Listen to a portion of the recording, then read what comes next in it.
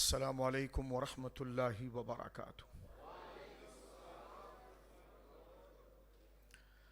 رب اشرح لی صدری ویسر لی امری واحلل عقدۃ من لسانی یفقہوا قولی۔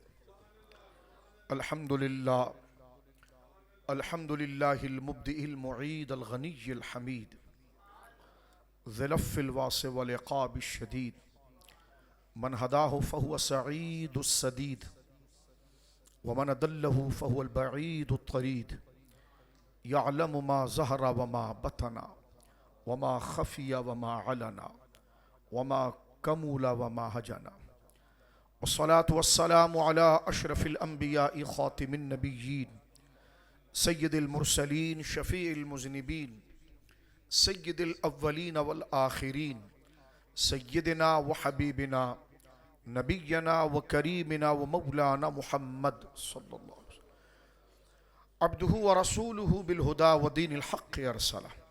اما بعد فاعوذ باللہ من الشیطان الرجیم بسم اللہ الرحمن الرحیم۔ الا ان اولیاء اللہ لا خوف علیہم ولا هم يحزنون الذین آمنوا وکانوا یتقون۔ آمنت باللہ صدق اللہ العظیم۔ ببرکت ان اللہ ملائکۃ یصلون علی النبی یا ایھا الذین آمنوا صلوا علیہ وسلموا تسلیما۔ اللہم صل علی سیدنا ومولانا محمد طب القلوب ودوائها وعافیة الابدان وشفائها ونور الابصار وضیائها وعلى آلہ وصحبہ وبارک وسلم صلاة وسلاما علیک یا سیدی یا رسول اللہ۔ کلہم من رسول اللہ ملتمس غرفا من البحر اور رشفا من الدیم منزہ شریک فی محاسنہ فجوہر الحسن فیہ غیر منقسم فانسب الى ذاتہ ما شئت من شرف فانسب الى قدرہ ما شئت من عظم هو الحبیب الذی ترجى شفاعته لكل ہول من الاحوال مقتحم ثم الرضا نبی بکر وعن عمر وعن علی وعن عثمان ذی الکرم۔ مولایا صلی وسلم دائما سرمدا علی حبیبک خیر الخلق کلہم۔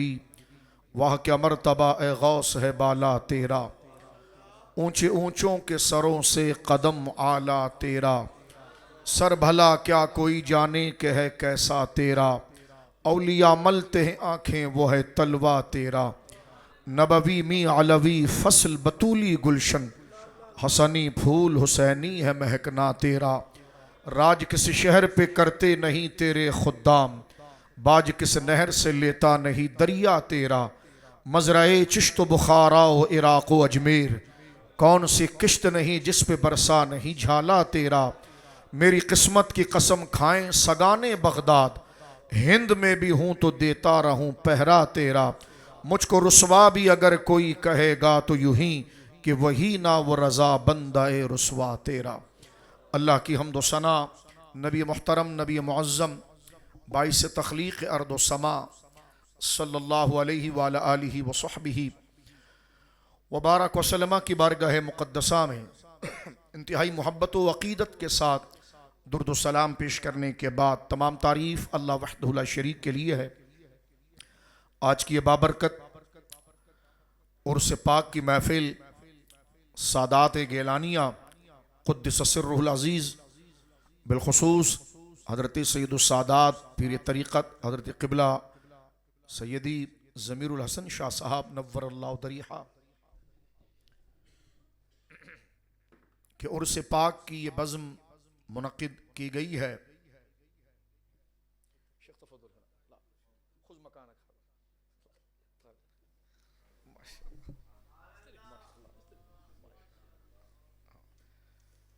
الآن طابت النفس لا لا لا تفضل هنا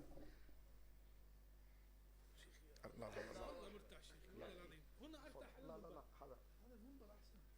الآن طابت النفس تفضل تفضل ما شاء الله ما شاء الله۔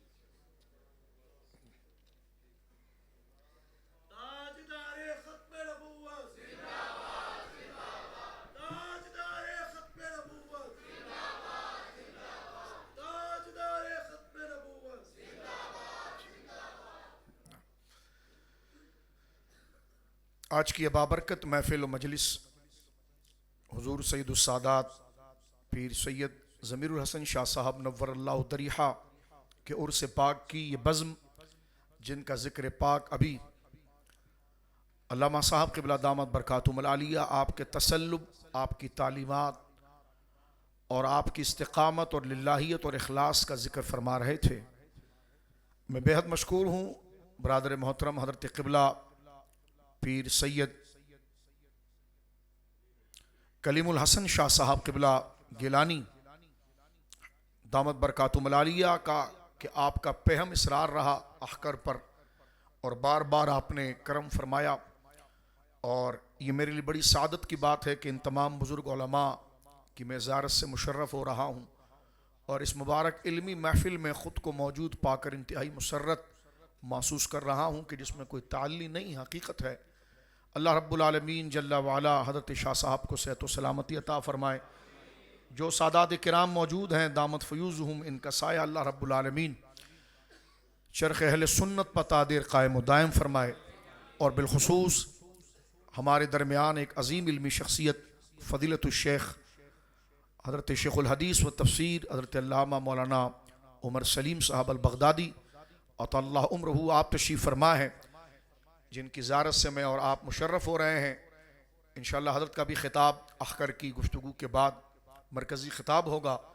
اللہ رب العالمین جل وعلا ہم تمام کی اس حاضری کو ہمارے لیے توشہ آخرت فرمائے اور استقامت دین کا ذریعہ بنائے، سوء خاتمہ سے اللہ ہمیں محفوظ رکھے، خاتمہ بالخیر اللہ رب العالمین ان سادات اور بابرکت صلحاء کی موجودگی میں دعا کرتے ہیں۔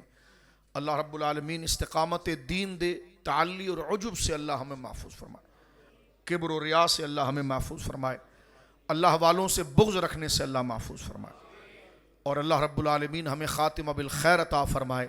یہی فیضان اللہ ہمارے بچوں کو، ہمارے بعد قیامت تک ہماری نسلوں کو، اور ہر کلمہ گو مسلمان اور ان کی اولادوں کو اللہ رب العالمین جل وعلا یہ فیضان عطا فرمائے۔ کیونکہ محفل عرس پاک کی ہے تو کچھ باتیں اس حوالے سے ذکر کرنا چاہوں گا۔ عرس کا معنی تو آپ تمامی حضرات بہتر جانتے ہیں، لیکن اس کی نوعیت اور اس کی کیفیت، اس کا مقصد کیا ہے؟ عرس اس علمی مجلس کو کہتے ہیں کہ جس میں قرآن و سنت کے ان مضامین کو سمجھا جائے کہ جس میں اللہ رب العالمین نے اپنے محبوبوں کی تعریف اور توصیف کی ہے، اولیاء کی شان و کرامت و عزت کو جو اللہ نے بیان کیا ہے، خود ہی عطا فرمایا ہے اور خود ہی بیان فرمایا ہے، ان آیات کا اجرا کرنا، اس کو پڑھنا، اس کے ترجمے کو جاننا، اس کے مفہوم کو جاننا، اور ان احادیث کو جاننا جس میں کمالات اولیاء صالحین ذکر کیے گئے ہیں، ایسی بزم کو عرس کی محفل کہتے ہیں۔ اور یہ جاننا کیوں ضروری ہے؟ اس لیے ضروری ہے کہ کلمے کا تقاضا یہ ہے، اللہ کی توحید اور اللہ رب العالمین پر ایمان لانے کا تقاضا یہ ہے کہ ہم ہر اس ہستی سے محبت اور اس کی تعظیم کریں جس سے محبت اللہ رب العالمین فرماتا ہے۔ لہذا عرس جو ہے یہ تقاضا شریعت ہے۔ اس کا عنوان تو جدید ہے، اس کا عنوان ایک لحاظ سے آپ یوں سمجھ لیں کہ عنوان تو کوئی بھی رکھا جا سکتا ہے، چاہے آپ اپنے پروگرام کا عنوان خاتم النبیین کانفرنس رکھیں، سیرت النبی کانفرنس رکھیں، عظمت قرآن کانفرنس رکھیں، تو اپنی سہولت کے اعتبار سے جو بات بیان کی جائے گی اس کی معنویت اور مطابقت کے حوالے سے کوئی بھی عنوان رکھیں، کوئی بھی ٹائٹل رکھیں، لیکن جب موضوع یہ ہو کہ جس میں شان اولیاء بیان کی جائے تو اس کا عنوان اہل سنت عرس رکھا کرتے ہیں۔ مزید بات آگے آ جائے گی، ایک بات تو اس کی یہ ہے، اور عرس کے اندر کیا بیان ہوتا ہے، یہ کس محفل کا عنوان ہے، یہ کن مباحث کا عنوان ہے، یہ کن باتوں کا عنوان ہے، ٹائٹل ہے، یہ ان باتوں کا عنوان ہے کہ جو اللہ نے قرآن مجید میں اولیاء اور اپنے محبوبوں کی شان و عظمت کو بیان کیا ہے، تو ہم ان آیات کو اس میں پڑھیں اور سمجھیں کہ جس طرح نماز کے مسائل جاننا ہمارے لیے تقاضۂ دین ہے، اسی طرح اللہ کے محبوبوں کی حرمت و قدر کو جاننا یہ بھی تقاضۂ دین ہے۔ تو لہٰذا یہ اس کی شرعی حیثیت ہے عرس کی۔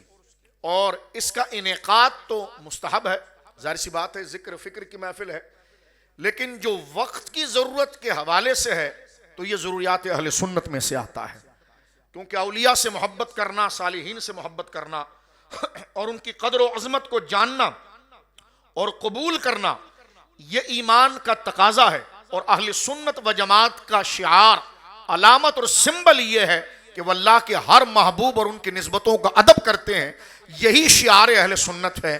اور جو اللہ والوں کی ذات یا ان کی نسبتوں کی بے توقیری کرتے ہیں وہ خارجی کہلاتے ہیں، اور جو اللہ رب العالمین جل وعلا کے محبوبوں کی قدر و عظمت اور ان کی نسبتیں جس درجے میں اللہ بیان کرتا ہے قبول کرتے ہیں انہیں اہل سنت کہا جاتا ہے۔ لہٰذا یہ عنوان کے اعتبار سے تو مستحب ہے، لیکن بیان کلام کے اعتبار سے ضروریات دین ہے، کیونکہ اس میں ان بنیادی تقاضوں کا بیان کیا جا رہا ہے کہ جو اہل سنت و جماعت کے شعائر میں سے ہے، نشانیوں میں سے ہے، سمبل میں سے ہے۔ اب میں آگے بڑھنا چاہتا ہوں، ذرا توجہ کیجیے۔ اہل سنت و جماعت کی تعریف پر ایک جملہ میں عرض کروں گا، پھر اولیاء کی بارگاہ میں حاضر ہوتے ہیں۔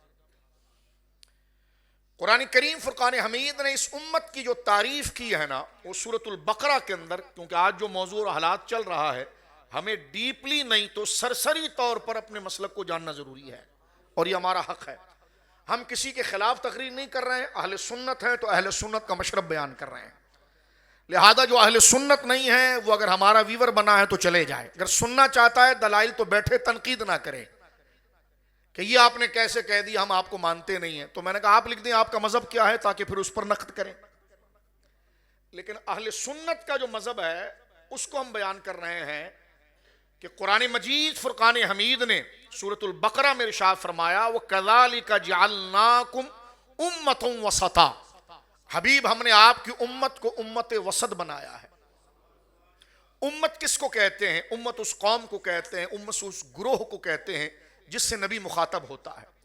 1,24,000 انبیاء آئے، جس کے دور میں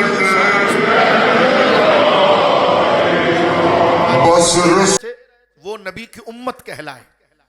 اب اس کی دو قسمیں ہو جاتی ہیں، اگر قبول کر لیا تو امت اجابت ہے، اور قبول نہیں کیا تو امت دعوت ہے۔ کافر امت دعوت میں آتا ہے اور مومن امت اجابت میں آتا ہے، یعنی نبی کی تعلیم کو وہ لے لیتا ہے۔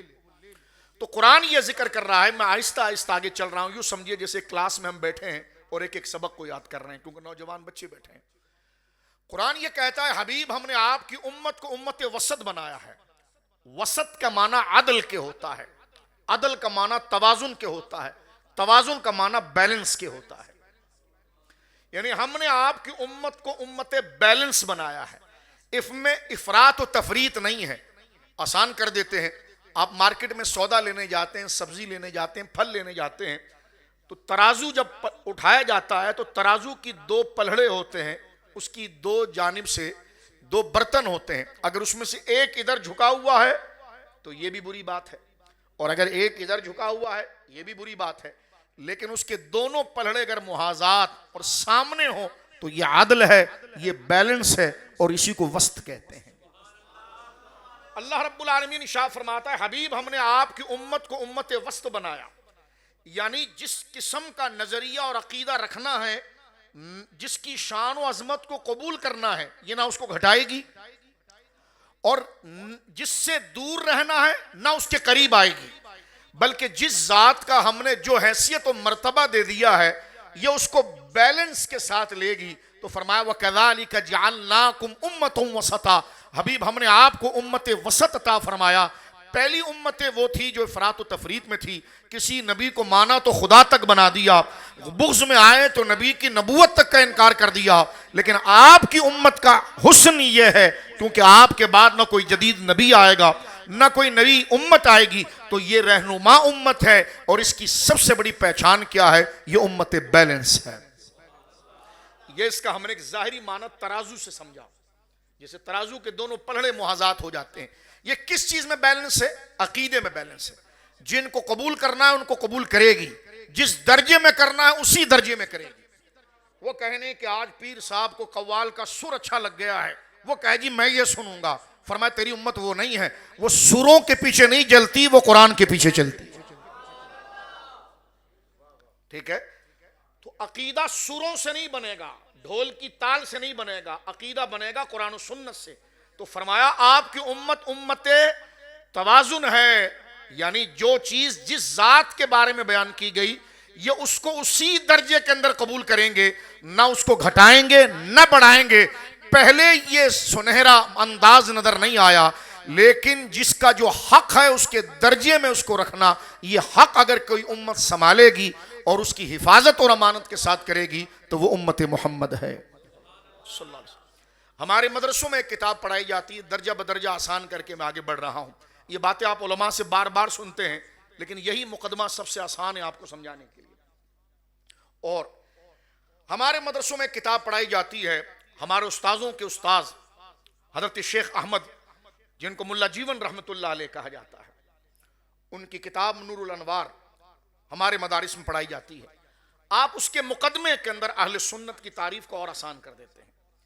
قرآن نے یہ کہا کہ آپ کی امت امت وسط ہے، اور جو آگے بات کر رہا ہوں اس کو بھی اکثر طلباء نے سنا ہے، لیکن ذرا اس پر غور کریں کہ بات کیا کرنی ہے۔ ملا جیون رحمت اللہ علیہ ظاہر سی بات ہے اہل سنت کے ترجمان ہیں، ان کی دی ہوئی ڈیفینیشن ہمیں قبول ہے اور وہی ہمارا تعارف ہے۔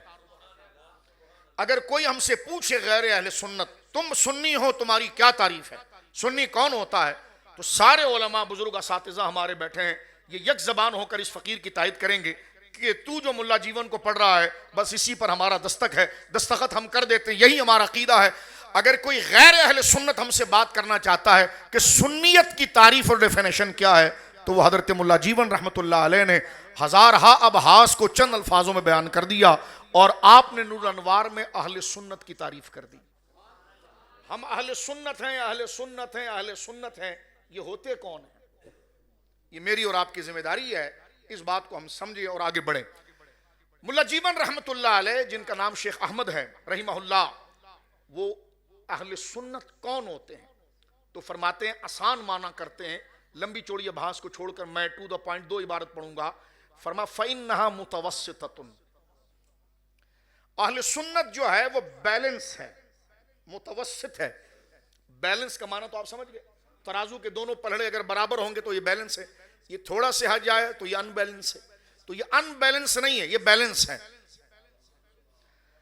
تو فَإِنَّهَا مُتَوَسِّطَةٌ، یہ درمیان میں ہے، کس کے؟ بین القدر والجبر، قدریہ کے درمیان اور جبریہ کے درمیان۔ اور کن کے درمیان کی راہ ہے؟ فرما بین الخروج والرفض، بین المحبت والعقل۔ اب یہ تینوں چیزوں کو ڈسکس کیا ہے اور انہی تینوں فتنوں سے ہمارا سامنا ہے۔ فرمایا سنی وہ ہے کہ جو نہ قدریہ ہے نہ جبریہ ہے، بلکہ اس کے درمیان کی راہ ہے۔ ایک ایک جملہ سن لیجئے۔ قدریہ وہ ہے جو یہ عقیدہ رکھتے تھے کہ اللہ چاہے نہ چاہے بندہ جو چاہے کرتا رہے۔ جبریہ وہ تھے کہ جو کہتے تھے انسان بالکل پتھر کی طرح ہے، اس کا اپنا کوئی ارادہ نہیں ہے۔ تو حضرت سیدنا مولا کائنات شیر خدا رضی اللہ عنہ کا بڑا مشہور واقعہ ہے۔ آپ کے پاس ایک شخص آیا سیدنا علی المرتضیٰ کے پاس، فرمایا انسان مختار ہے؟ فرمایا ہاں۔ کہا مجبور ہے؟ کہا ہاں۔ کہا وہ کیسے؟ فرمایا کھڑا تھا وہ، فرمایا اپنی ایک ٹانگ اٹھا، اس نے اپنی ایک ٹانگ اٹھائی، فرمایا دوسری اٹھا، فرمایا نہیں اٹھا سکتا، فرمایا اتنا مختار ہے اتنا مجبور ہے۔ تو بین القدر والجبر، بین الجبر والقدر، اتنا اختیار ہے اتنا اختیار نہیں ہے۔ ایک جملہ، ٹھیک ہے؟ آگے ہم چلتے ہیں۔ حضرت شاہ عبدالعزیز محدث دہلوی نے ایک بڑی پیاری بات کی ہے اور بڑی قیمتی بات ہے جس کو میں نے اور آپ نے ذرا سمجھنا ہے۔ جی جی بالکل، شاہ صاحب تشریف لیں، راستہ دیں۔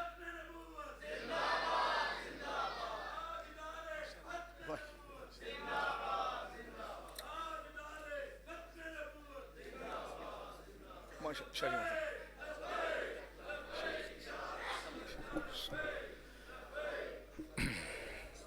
صلاۃ و سلام علیکم۔ ہم اہل سنت کے معنی کو سمجھ رہے ہیں، اس سادے پہرائے میں سمجھ رہے ہیں۔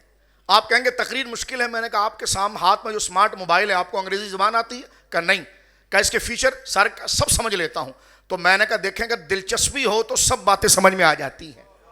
اور اس وقت ہر سنی بچے کو، نوجوان کو سمجھنا چاہیے کہ اہل سنت کی تعریف کیا ہے، کیونکہ بھار کے بھیڑیے تو الگ ہے لیکن سونا جنگل رات اندھیری، چھائی بدلی کالی ہے، سونے والے جاگتے رہنا، چور خود گھر میں آئے اور رکھوالی کر رہے ہیں.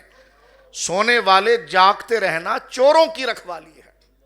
قادری کہلائیں گے، چشتی کہلائیں گے، یہ مبارک نسبتیں لے کر آئیں گے، جبکہ یہ نسبتیں جنت کا نشان ہے. لیکن کلمۃ الحق ارید بہ الباطل، یعنی نام تو اچھوں کا لیں گے لیکن ارادہ اس سے باطل کریں گے. قادری نہیں ہوں گے، وہ ہوں گے کچھ اور، لیکن ہمیں شکار کرنے کے لیے القادری، ہمیں شکار کرنے کے لیے چشتی، ہمیں شکار کرنے نقشبندی. جبکہ یہ سارے مبارک عنوان جن کے محافظ اور امین یہاں بیٹھے ہیں، یہ جنت نشان ہے. لیکن وہ لوگ وہ نہیں ہوں گے، لیکن ہمیں گھیرنے کے لیے وہ چیز لائیں گے جو مولا علی نے فرمایا تھا کہ کلمۃ حق، بات وہ ٹھیک کریں گے، ارید بہ الباطل، لیکن اس سے مراد اور مطلب شکار وہ دوسرا کر رہے ہوں گے. لہٰذا سمجھ لیجئے، اہل سنت کے معنی کو اور آسان کر دیتا ہوں. پھر دہرا لیتے ہیں سبق پیچھے سے. قرآن نے کیا کہا تھا؟ اس امت کو ہم نے امت وسط بنایا. اب ہر بندہ کہہ رہا ہے ہم حضور کے امتی ہیں جو دائرے میں آیا، لیکن قرآن نے نشان بنایا تھا امت وسط. تیری امت کمال ہونے میں صرف امت ہونا نہیں، اس کا متوازن ہونا کمال ہے. اس امت کا کمال متوازن ہونا ہے، بیلنس ہونا ہے. کیسے بیلنس ہونا ہے؟ اس کا ایک جواب میں نے مولا جیون علیہ رحمت سے دیا کہ یہ نہ جبریہ ہے نہ قدریہ ہے، بلکہ درمیان میں ہے. جیسے مولا کائنات نے فرمایا کہ نہ انسان مکمل مختار ہے نہ مکمل مجبور ہے. وہ کھڑا تھا، اس کو کہا، مثال پر غور کریں سارا مسئلہ سمجھ میں آ جائے گا. اور یہ بیلنس جو کرنا ہو نا، یہ بھی سمجھ میں آ جائے گا. اگر وہ اپنی دونوں ٹانگوں کو اٹھانے پر قادر ہو جاتا تو بیلنس کیسے؟ تو فرمایا کیونکہ ایک وہ ہے جو کہتا ہے انسان بالکل مجبور ہے، اور ایک وہ کہتا ہے انسان جو ہے وہ اللہ کی تاثیر سے بھی معاذ اللہ بری ہو گیا، اور وہ اپنے ارادے سے جسے چاہے تخلیق کرے. حضرت مولا کائنات نے فرمایا، وہ کھڑا تھا، آپ نے شاہ فرمایا کھڑے کھڑے کہ اپنی ٹانگ اٹھا. اس نے اپنی ٹانگ کو سمیٹ کے اٹھا لیا. فرما دوسری ٹانگ اٹھا، کہ نہیں اٹھ سکتی. فرما اتنا مختار تھا، اتنا مجبور تھا. اس پر حضرت امام اہل سنت شاہ عبدالعزیز صاحب محدث دہلوی نے ایک بڑی پیاری بات کی ہے. آپ کی مبارک تفسیر عزیزی اگر ہم دیکھیں تو سورہ فاتحہ کی تفسیر کرتے ہوئے حضرت شاہ عبدالعزیز صاحب نے ایاک نعبد و ایاک نستعین، اس کی تفسیر میں ایک بات کی ہے. دیکھیں کیا ہے اس آیت میں دو حصے. ایاک نعبد، ہم تیری عبادت کرتے ہیں، و ایاک نستعین، اور تجھ سے ہی مدد چاہتے ہیں. آپ کے ذہنوں کے اعتبار سے ایک مفہوم بنا رہا ہوں. ہم تیری ہی عبادت کرتے ہیں یا اللہ، اور تجھ ہی سے مدد چاہتے ہیں. تو یہاں پر حضرت شاہ صاحب نے بڑی پیاری بات کی. فرمایا ایک جز سے قدریہ کا رد ہوا اور ایک جز سے جبریہ کا رد ہوا. فرمایا اگر انسان کو اختیار نہیں ہوتا تو عبادت کیسے کرتا، اور انسان اگر مکمل مختار ہوتا تو مدد کیسے مانگتا. تو فرمایا ایاک نعبد سے جبریہ کا انکار ہو رہا ہے، و ایاک نستعین، قدریہ کا انکار ہو رہا ہے، و ایاک نستعین سے جبریہ کا انکار ہو رہا ہے. اور درمیان کی راہ اہل سنت ہے کہ نہ وہ مکمل مختار ہے نہ مکمل مجبور ہے. تو اس امت کی نشانی کیا تھی؟ بیلنس. ایک نے، اب یہ دونوں گروہ خود کو حضور کی امت کہتے ہیں، لیکن وہ انتہا پر چلے گئے. ایک کہنے کا بالکل مجبور، ایک کہنے کا بالکل مختار. اور اللہ نے کیا کہا تھا؟ یہ امت کامیاب کون ہے؟ جو امت بیلنس مڈل ہے. تو ان دونوں کا مڈل کیا تھا کہ نہ مکمل مختار ہے نہ مکمل مجبور ہے. اور یہ مذہب اہل سنت کا ہے. اب تھوڑا سے آگے چلیں. فرما بین الخروج والرفض، بین الرفض والخروج، بین الرفض، یہ رفض یعنی چھوڑ دینے والوں میں سے، اور خروج اور ان سے نکل جانے والوں میں سے درمیان کی ہے. کیا مطلب؟ اس کا آگے ایک معنی جو آتا ہے بات کھلتی ہے. فرما بین المحبت والعقل، اہل سنت محبت اور عقل کے درمیان کی راہ ہے. فرمایا کہ ولا یکون حبا محضا، وہ صرف محبت محض کا نام نہیں، وہ تو بندے کو وجد اور دیوانگی کی طرف لے جاتا ہے. اور نام محض عقل کا نام ہے، وہ تو الہاد اور ایتھیسزم کی طرف لے جاتا ہے. بلکہ اہل سنت وہ ہے کہ جو عقل اور محبت کے درمیان ہے. یہاں پر دیکھیں ایک فرقہ محبت میں اتنا بڑا کہ اس نے حضرات اہل بیت کو انبیاء سے بڑا کر دیا، اور ایک جو ہے وہ عقل میں اتنا بڑا، کیونکہ عقل والا فضائل کو نہیں مانتا اور عشق والا عقل کو نہیں مانتا. اور اہل سنت درمیان میں ہے، جو عشق والے بھی اور عقل والے بھی.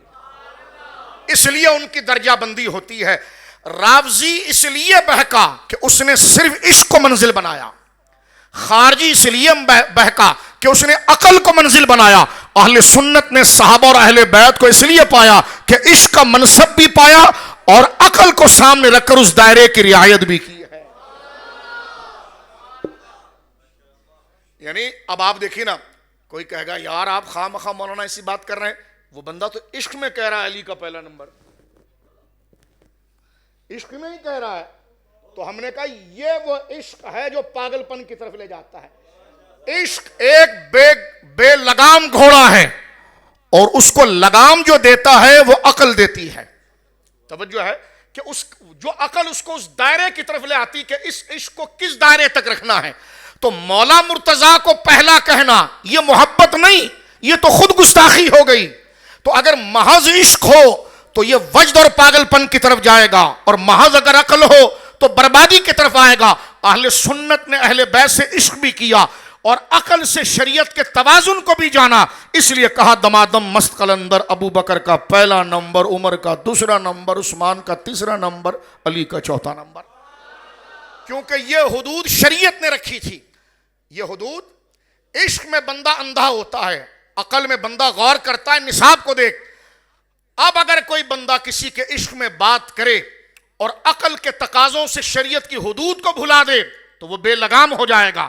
اور صرف عقل ہی کی توجہ رکھے اور جو ذاتوں کا تقدس و مقام ہے تو نہ عرس کرے گا, نہ میلاد کرے گا, نہ عظمتیں بیان کرے گا. تو نہ خشک عقل قابل قبول ہے, نہ محض فراوانی والا عشق قابل قبول ہے, بلکہ اس کے درمیان کی راہ ہے کہ عشق کو جس ظرف کے اندر جمع کیا جائے, عشق کو جس برتن کے اندر جمع کیا جائے اسے عقل کہتے ہیں. تو الحمدللہ اہل سنت جو ہے وہ عشق اور عقل کے درمیان کی راہ ہے کہ جس کا جو درجہ ہے, مقام ہے, اسی درجے پر اس کو قبول کرتے ہیں.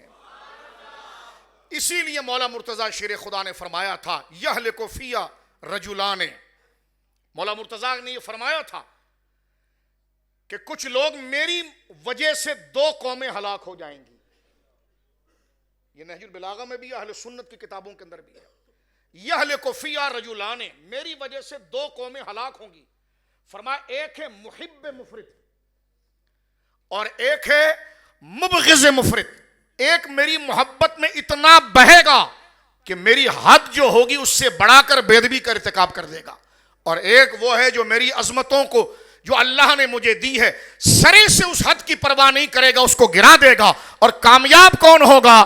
امت وسط جو بیلنس میں ہے, جو مولا مرتضیٰ کی شان و عظمت ہے اسی درجے میں آپ کو قبول کرے گا اور جان و دل سے قبول کرے گا. توجہ ہے.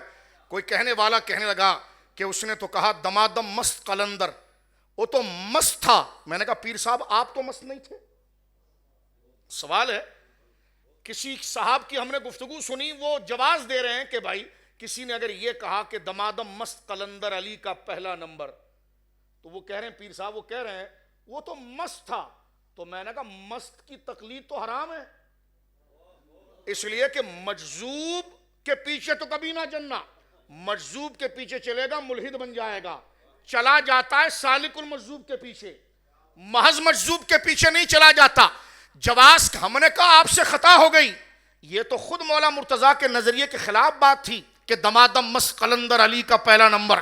کہ لگے چپ رہو, تم نے کوئی بات نہیں سمجھی. وہ تو کہہ رہا ہے دمادم مست قلندر, وہ تو مست ہے نا, تو مست پر کیا فتویٰ آئے گا؟ میں نے کہا پیر صاحب مست تو پاگل تھا, اس پر فتویٰ نہیں, لیکن آپ تو سنیوں کے پیر ہیں, آپ پر فتویٰ آئے گا. اس لیے کہتے ہیں کہ اہل سنت محض عشق نہیں ہے, بلکہ عشق اور عقل کے درمیان کی راہ ہے. ہماری بات کو برا نہ جانا جائے, ہم جو بات بتا رہے ہیں اس کو برا نہ جانا جائے. اپنی غلطی قبول کرنے کی بجائے آپ آگے سے اس بات پر حجت کر رہے ہیں کہ وہ تو مست کی بولی تھی نا. میں نے کہا بولی تو مست کی تھی, آپ تو مکلف تھے, آپ تو صاحب عقل تھے, آپ کا تو شعور تھا. مست پر تو کوئی حکم نہیں آتا, لیکن آپ تو مست نہیں تھے. آپ اس مست کی مستی کو ثابت کر رہے ہیں، پر یہی وہ غلو غیر حق ہے جو سنی بندہ کبھی نہیں رہ سکتا۔ سنی وہی رہتا ہے جو دل میں عشق آئے تو اس کے لیے شریعت کی حدود کو دیکھتا ہے کہ اس سمندر کو کہاں تک پھیلاؤں، جہاں تک رب کہے گا وہیں تک جاؤں گا، جہاں رب منع کرے گا باز آ جاؤں گا۔ تو لہٰذا اہل سنت، اب آگے آسان کرتے ہیں گفتگو کو، اہل سنت کا مزاج کیا ہے؟ وہ شریعت کو مقدم رکھتا ہے، وہ قرآن و سنت کو مقدم رکھتا ہے۔ نہیں آج میں نے خواب دیکھا، میں نے کہا کوئی حجت نہیں ہے، کیونکہ شریعت نے اجازت نہیں دی۔ اس سے خیر کے نتیجے نکالے جا سکتے ہیں، اصول اور قطعیات کے مقابلے پر نہیں لایا جا سکتا۔ اسلاف کے اگر خواب ہیں تو وہ تاثیر خیر کے لیے قبولیت ہے، لیکن وہ نص اور شریعت کے کسی قواعد کے سامنے نہیں آ سکتا۔ سمجھ رہے میری بات؟ نہیں آج میرا مزاج یہ چاہ رہا ہے کہ اس کا سر بڑا اچھا لگا ہے، آج میں اسی قوال کو سنوں۔ میں نے کہا سر تو سن رہے ہیں، لیکن اس سر کے اندر جو زہر پلا رہا ہے، جو الفاظ بول رہا ہے، اسی لیے فرمایا گیا کہ اہل سنت وہ ہے جو محض عشق کا نام نہیں ہے بلکہ عشق اور عقل کے درمیان کرا ہے۔ یعنی مطلب کیا ہے کہ وہ اپنے شوق اور محبت کو شریعت کے دائرے میں دیکھتا ہے، شریعت کے۔ اس لیے ہمارے وہاں تقریر میں لفاظی نہیں ہوتی۔ ایک اشارہ میں کر دوں، مثلا دیکھو یہ پتی ہے، پتی ایسی ہے تو ہر ایک کی کربلا لگے۔ ہمارے وہاں لفاظی نہیں ہوتی، ہمارے وہاں تقابل نہیں ہوتا۔ اس لیے لفاظی نہیں ہوتی کیونکہ لفاظی آپ کی ذاتی شوق کی طرف آتا ہے، اور وہ شوق پھر شرعی حدود کے باہر جاتا ہے۔ اسی لیے اہل سنت نے جس ہستی سے متعلق بھی تعظیم و توقیر کے جملے رکھے تو اس کی ذات کے حوالے سے پہلے قرآن کو سامنے رکھا کہ وہ اس ذات کے حوالے سے کیا دستور، کیا دائرہ، کیا حد بندی، کیا قانون دے رہا ہے۔ تو قرآن و سنت جو دائرہ دیتا ہے، اہل سنت اسی سانچے، اسی درجے کے اندر اس ہستی کو قبول کرتے ہیں۔ اس احتیاط، اس بیلنس، اس خوف خدا کا نام اہل سنت و جماعت ہے۔ اہل سنت کی اس تعریف کو سننے کے بعد اب موضوع کو تھوڑا آسان کرتے ہیں۔ دیکھیں آج یہ عرس کی محفل ہے، میں نے آپ کے سامنے آیت پڑھی ہے، الا ان اولیاء اللہ لا خوف علیہم ولا هم یحزنون۔ عربی زبان کے اندر کسی شخص کو تنبیہ دینے کے لیے اور کسی اہم کلام کو، یعنی اہم بات کرنا ہے اور بات جو کی جا رہی ہے وہ بہت ضروری ہے، اگلا سننے سے غافل نہ ہو جائے، اگر وہ بھول گیا تو بہت قیمتی بات کو چھوڑ دے گا۔ مثلا آپ بھی اگر اپنے دوست سے کوئی سنجیدہ بات کرنا چاہتے ہیں، یوں تو آپ بات کر رہے ہیں، لیکن جب کوئی صحیح میسج دینا چاہتے ہیں، اہم میسج دینا چاہتے ہیں جس میں اس کی بھلائی ہے، تو آپ اس کو کہتے ہیں خبردار ذرا غور سے سنو۔ تو یہ جو غور سے سنو، خبردار، یا اپنی آواز سے کرتے ہیں اس کو، اس کا مطلب یہ کہ سننے والا سامع سمجھتا ہے کہ اب اپنی تمام تر صلاحیتوں کو جمع کر کے اس بات کو سنوں، اس میں یہ خیر کی بات ہے۔ تو اللہ رب العالمین جل وعلا اپنے محبوب اور اولیاء کے ذکر کو بیان کرتا ہے، اور یہ ذکر کو سننا، سمجھنا ہمارے ایمان کے لیے اتنا ضروری ہے کہ قرآن اس عربی رعایت کے اندر بیان کرتا ہے، الا خبردار، انا بے شک اولیاء اللہ ہے جو ہمارے ولی ہیں۔ آیت یوں بھی شروع ہو سکتی تھی، اولیاء اللہ لا خوف علیہم ولا هم یحزنون، ہمارے جو دوست ہیں، ہمارے جو اولیاء ہیں، ان پر کوئی خوف اور غم نہیں ہے۔ آیت یوں بھی شروع ہو سکتی تھی، لیکن آیت اولیاء اللہ سے نہیں شروع ہو رہی، اللہ۔ طلباء بیٹھے، ہم ابتدائی کتابوں کے اندر ہی پڑھتے ہیں، ہدایت النو میں پڑھتے ہیں، کافیہ میں پڑھتے ہیں، ابتدائی کتابوں کے اندر ہم یہ پڑھتے ہیں کہ 3 حرف تنبیہ، ہا، اما، الا، جو متنبہ کرنے کے لیے کہ سننے والے کے ذہن سے وہ ضروری مضمون نہ نکل جائے۔ اولیاء کا ذکر اتنا ضروری اور اہم ہے ہمارے ایمان کے لیے کہ کلام عرب میں کسی ذکر کو ضروری اور آگے سننے والے کے لیے اس میں زندگی، جان، پیغام ہو تو اس کو ڈائریکٹ نہیں شروع کرتے، اس کے شروع میں کئی تقاضوں میں ساتھ ایک حرف تنبیہ لایا جاتا ہے جس میں سے ایک الا ہے۔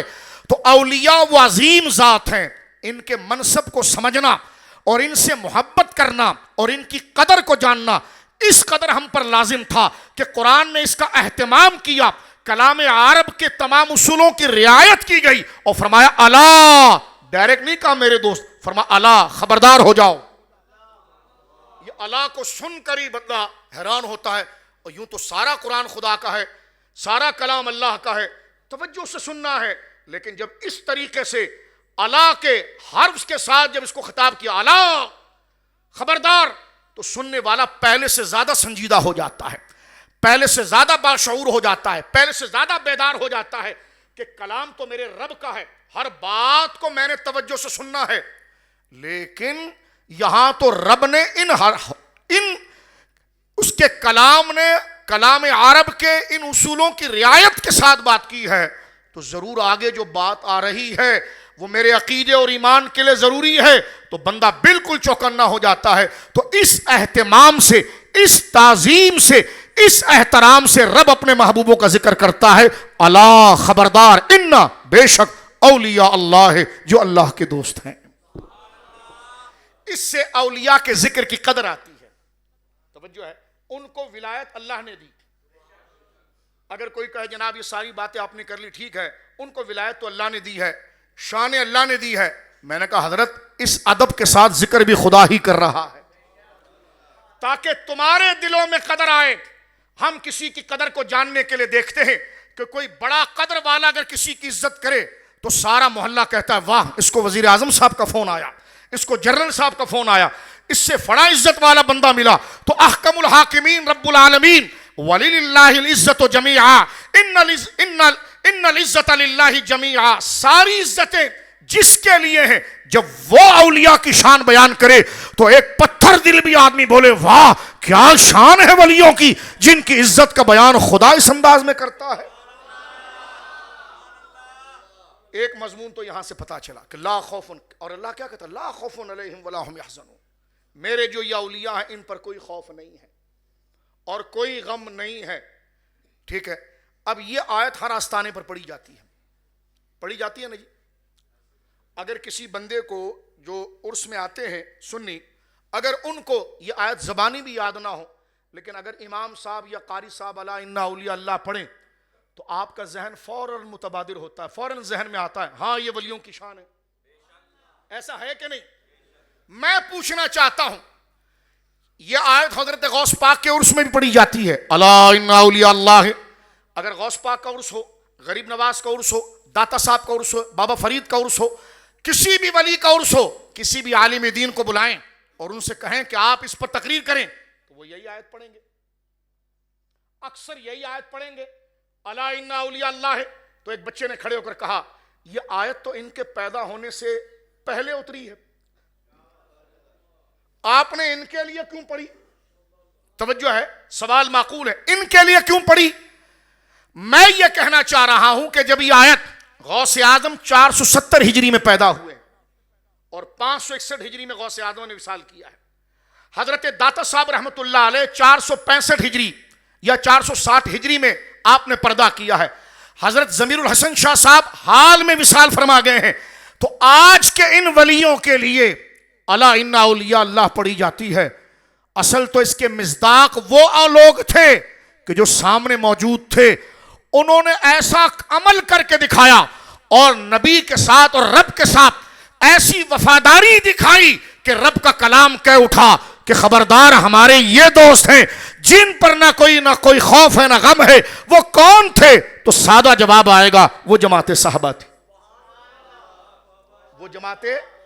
یہ جملہ میں نے کیوں کہا، اس کو میں دوسرے انداز میں سمجھاتا ہوں۔ دیکھو ہمارے وہاں حال یہ ہو گیا ہے کہ اگر کوئی کہے جناب اس نے صحابہ کی توہین کر دی تو لوگ یا اس نے صحابہ کے لیے ہلکے جملے کہہ دیے، یہ خود کو پیر کہتا ہے، مولوی کہتا ہے یا فلانا کہتا ہے، اس نے صحابہ کے لیے ہلکے جملے بولے، تو ہمارے لوگوں کو اتنا وہ کیئر نہیں کرتے۔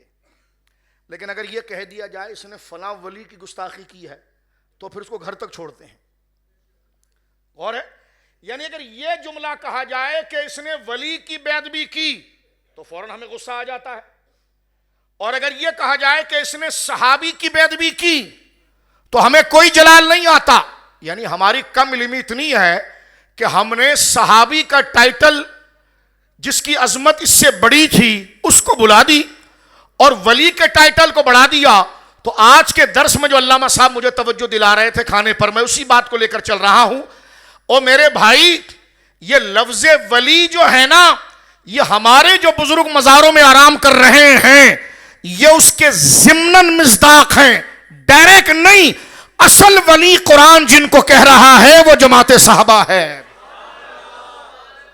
الا ان اولیاء اللہ میں خطاب ابو بکر صدیق کو ہے, حضرت عمر کو ہے, حضرت عثمان کو ہے, مولا کائنات کو ہے, جملہ صحابہ اکرام کو ہے. دراصل وہ رسول اللہ کی رؤیت اور حضور کو دیکھنے کی وجہ سے ایک نمایاں الگ سے ٹائٹل صحابیت کا رکھتے ہیں, اس لیے ان کو یاد کیا جاتا ہے. ورنہ اصل میں انبیاء کے بعد جو سب سے بڑا ولی ہوتا ہے وہ رسول کا صحابی ہوتا ہے. وہ رسول کا صحابی ہوتا ہے.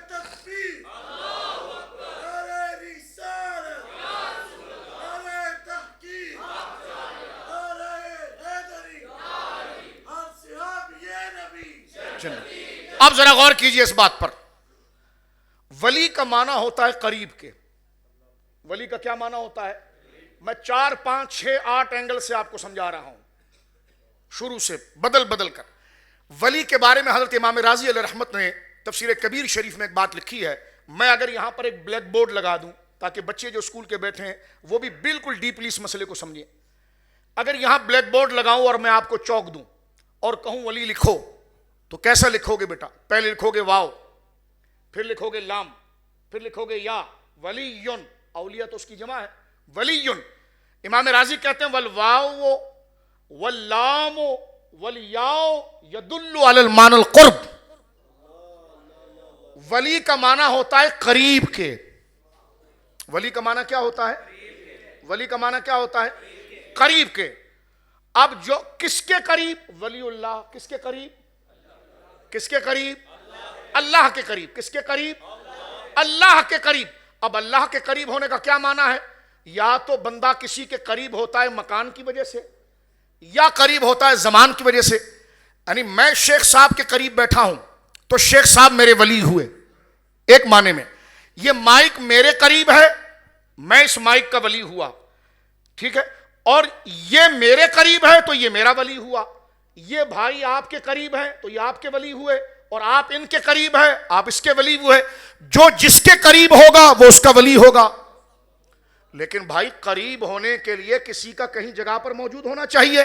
اگر آپ ادھر بیٹھے ہی نہیں ہوتے تو یہ آپ کے قریب کیسے ہوتے؟ تو بندہ کہیں بیٹھا ہو تو کوئی آ کر بیٹھے تو قریب. تو اللہ تو بیٹھنے سے پاک, اللہ تو جگہ سے پاک, اللہ تو زمان سے پاک. تو اس کے قریب ہونے کا معنی کیا ہے؟ ادھر قرب کا معنی کیا ہوگا؟ ادھر قرب کا معنی کیا ہوگا؟ تو استاذ لکھتے ہیں, فرمایا ولی اللہ میں جو ترکیب ہے وہی ترکیب بیت اللہ میں ہے. بیت اللہ کا معنی کیا ہوگا؟ اللہ کا گھر. تو کہا اللہ اس میں رہتا ہے؟ کہا نہیں. تو پھر گھر کیسے, یہ نسبت کیسے؟ تو جواب آیا رہتا نہیں ہے, پہچانا یہاں سے جاتا ہے. تو یہ قرب جو ہے معرفت کی ہے. ولی اللہ کا معنی یہ نہیں کہ معاذ اللہ خدا کسی جگہ پر آ گیا, کسی مکان پر آ گیا. یہ نسبت جو ہے نا اللہ کے قریب, معنی یہ ہے کہ خدا تو ہے لیکن پہچانا اس کے ذریعے جاتا ہے. تو سب سے پہلے خدا کس کے ذریعے پہچانا جاتا ہے؟ نبیوں کے ذریعے. تو اللہ کے سب سے پہلے ولی نبی ہوتے ہیں. توجہ ہے. نبیوں کے بعد ولی کون ہوتا ہے؟ جو نبیوں کی صحبت میں بیٹھنے والے اہل ایمان صحابی ہوتے ہیں. ان کے بعد کون ولی ہوتا ہے؟ جو ان کے طریقے پر چلتا ہے. جس طرح نبی پر وحی آتی ہے اور وہ اللہ کا نمائندہ ہوتا ہے, اس خاص خصوصیت کی وجہ سے انہیں نبی کہا جاتا ہے. لیکن اصل میں یہی اللہ کا ولی ہوتا ہے. ولی ہونے کے باوجود اس کا ایک اضافی نام نبی ہم میں مشہور ہے, اور یقیناً وہ اس کی نبوت پر دلالت کرتا ہے. اسی طرح صحابی رسول اللہ کو دیکھنے کی وجہ سے یہ اس کا وصف ہے, لیکن وہ نبیوں کے بعد سب سے بڑا ولی ہوتا ہے. تو قرآن جو یہاں بات کر رہا ہے الا ان اولیاء اللہ, یہ ہمارے گنبدوں کے اولیاء, یہ ان کے ضمن ان کی اتباع میں آتے ہیں. اصل میں ڈائریکٹ قرآن جس کو ولی کہہ رہا ہے وہ جماعت صحابہ ہے. اب آپ سنتے ہوں گے کہ جناب کہ اہل سنت کو صحابہ اکرام کے لیے ہلکا جملہ بولنے والے سے نفرت کیوں ہوتی ہے, اور اہل سنت اس کو پسند کیوں نہیں کرتا؟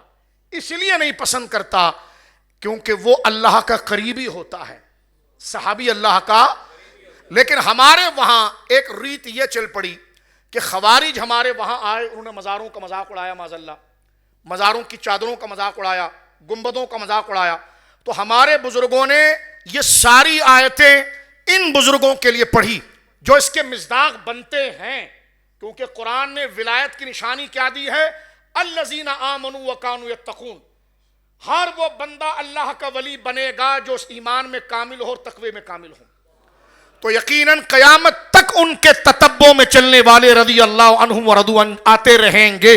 قیامت تک اولیاء آتے رہیں گے، لیکن اصل ولی قرآن نے جن کو کہا ہے انبیاء کے بعد، وہ جماعت صحابہ ہے.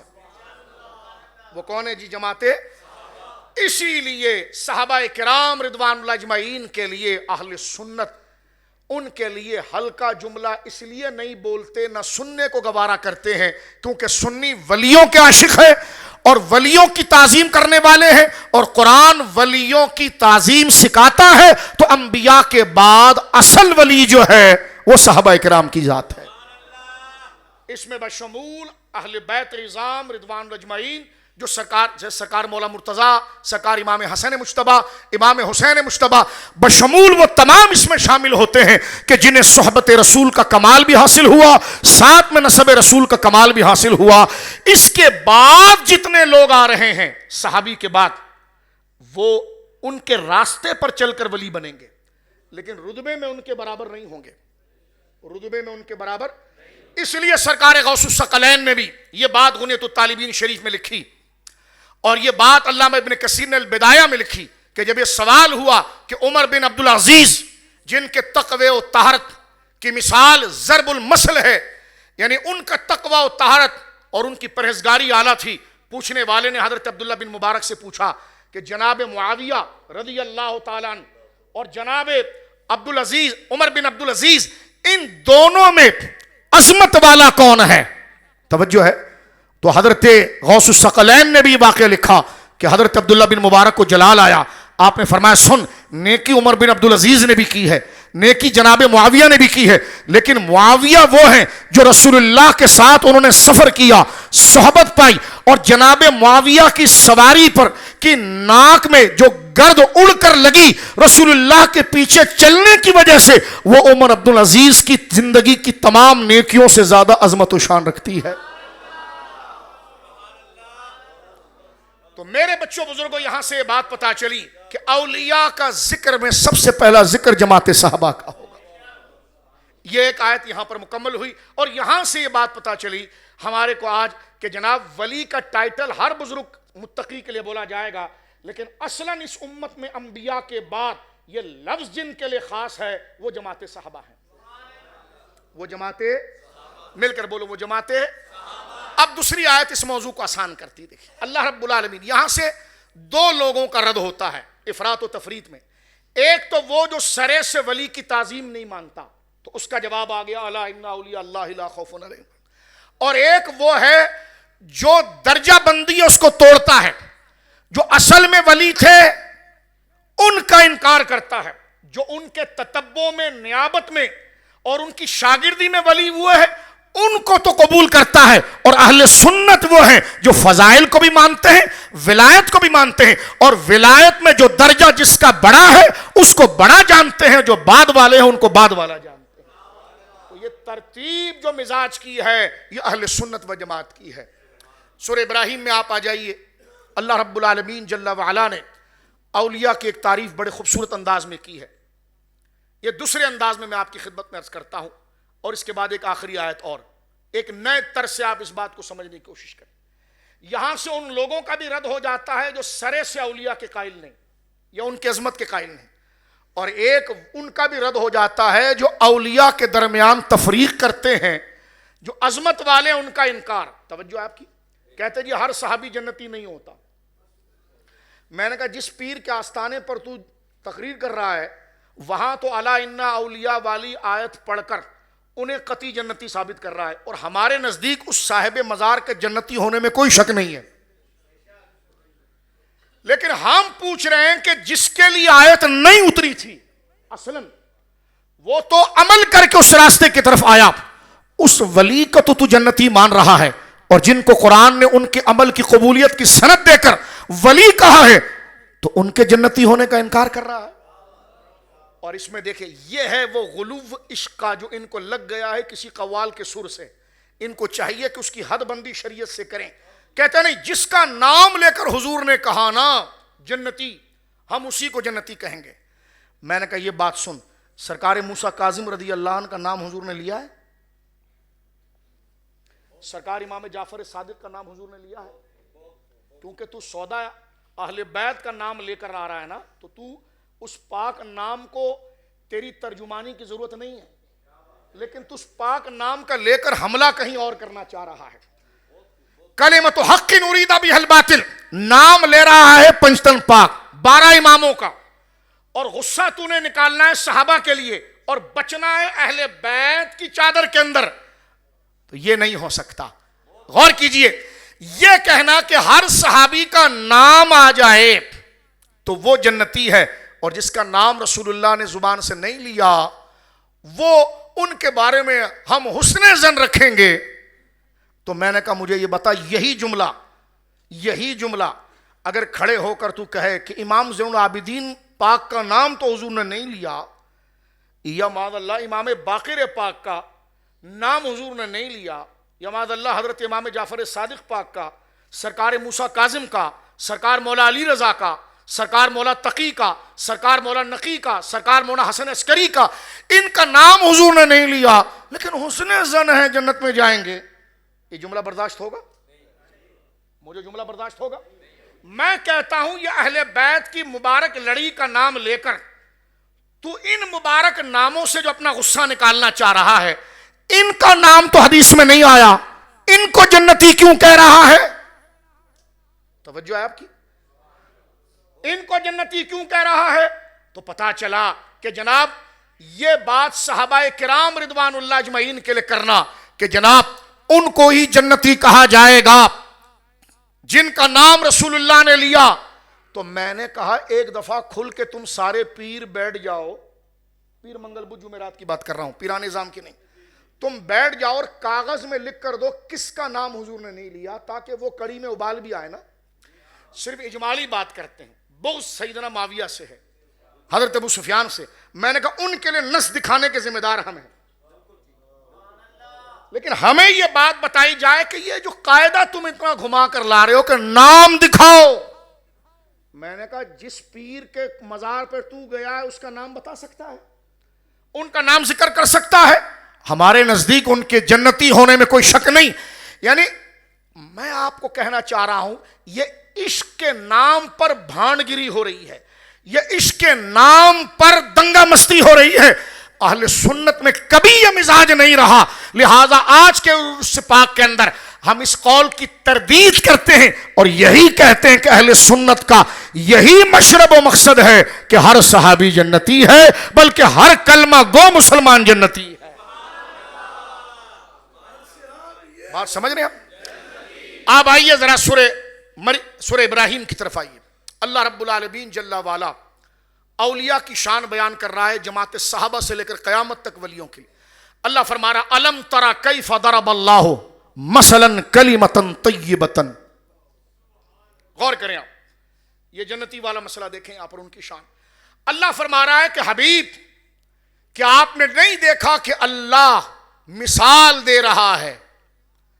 کیونکہ کوئی تعریف اگر مشکل ہو جائے تو اس تعریف کو منوانے کے لیے مثال دی جاتی ہے۔ استاد اگر کتاب پڑھائے اور تعریف مشکل ہو جائے تو آگے نحو کر کے، امثلہ کر کے، فور ایگزامپل کر کے مثال دی جاتی ہے، اور اس مثال سے وہ پیچھے پوری تعریف سمجھ میں آ جاتی ہے۔ تو اہل ایمان جو صاحب کلمہ ہیں ان کی عظمت اتنی تھی کہ اللہ رب العالمین اپنے ولیوں کی شان بیان کرتے ہوئے اپنے محبوب سے کہہ رہا ہے الم ترى کیف ضرب اللہ مثلا کلمۃ طیبۃ۔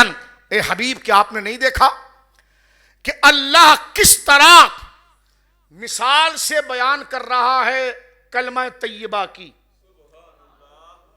فرمایا ضرب اللہ مثلا کلمۃ طیبۃ، اللہ مثال دے رہا ہے۔ اب کلمہ طیبہ لا الہ الا اللہ یہ کیا ہے؟ تو تو اللہ مثال دیتا ہے، فرمایا یہ کیا ہے؟ فرمایا کہ شجرۃ طیبۃ،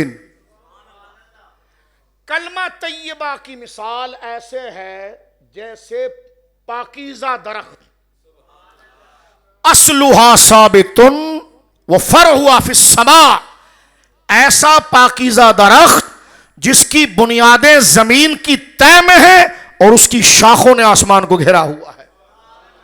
اصلھا ثابت وفرعھا فی السماء تؤتی اکلھا کل حین باذن ربہ، اور وہ ایسا پاکیزہ درخت ہے جس کی جڑیں زمین کے اندر ہے کہ ہوا طوفان اس کو ہلا نہیں سکتی، اور اس کی ڈالیاں اور پھل اتنے ہیں اور سائے شاخوں میں اتنے گھنے ہیں جس نے آسمان کو گھیرا ہوا ہے، اور وہ ایسا پاکیزہ درخت ہے، کیا؟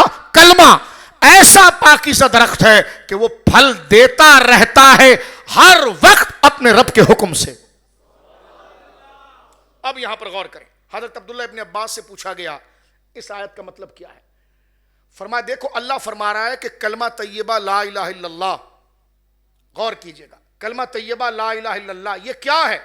اللہ فرماتا کہ شجرۃ طیبۃ، کلمہ طیبہ ایسے، کلمہ طیبہ کی مثال ایسے جیسے پاکیزہ درخت۔ وہ کیسا پاکیزہ درخت؟ اس میں چند خوبیاں ہیں۔ ایک خوبی یہ ہے کہ اس کی جڑیں مضبوط ہے کہ ہلتا نہیں، یہ نہیں کہ تمن کی ہوا آئے تو ادھر گر جائے، ریال کی ہوا آئے تو ادھر گر جائے، فرمایا نہیں، اصلھا ثابت، وہ ہر حالات میں کھڑا رہتا ہے۔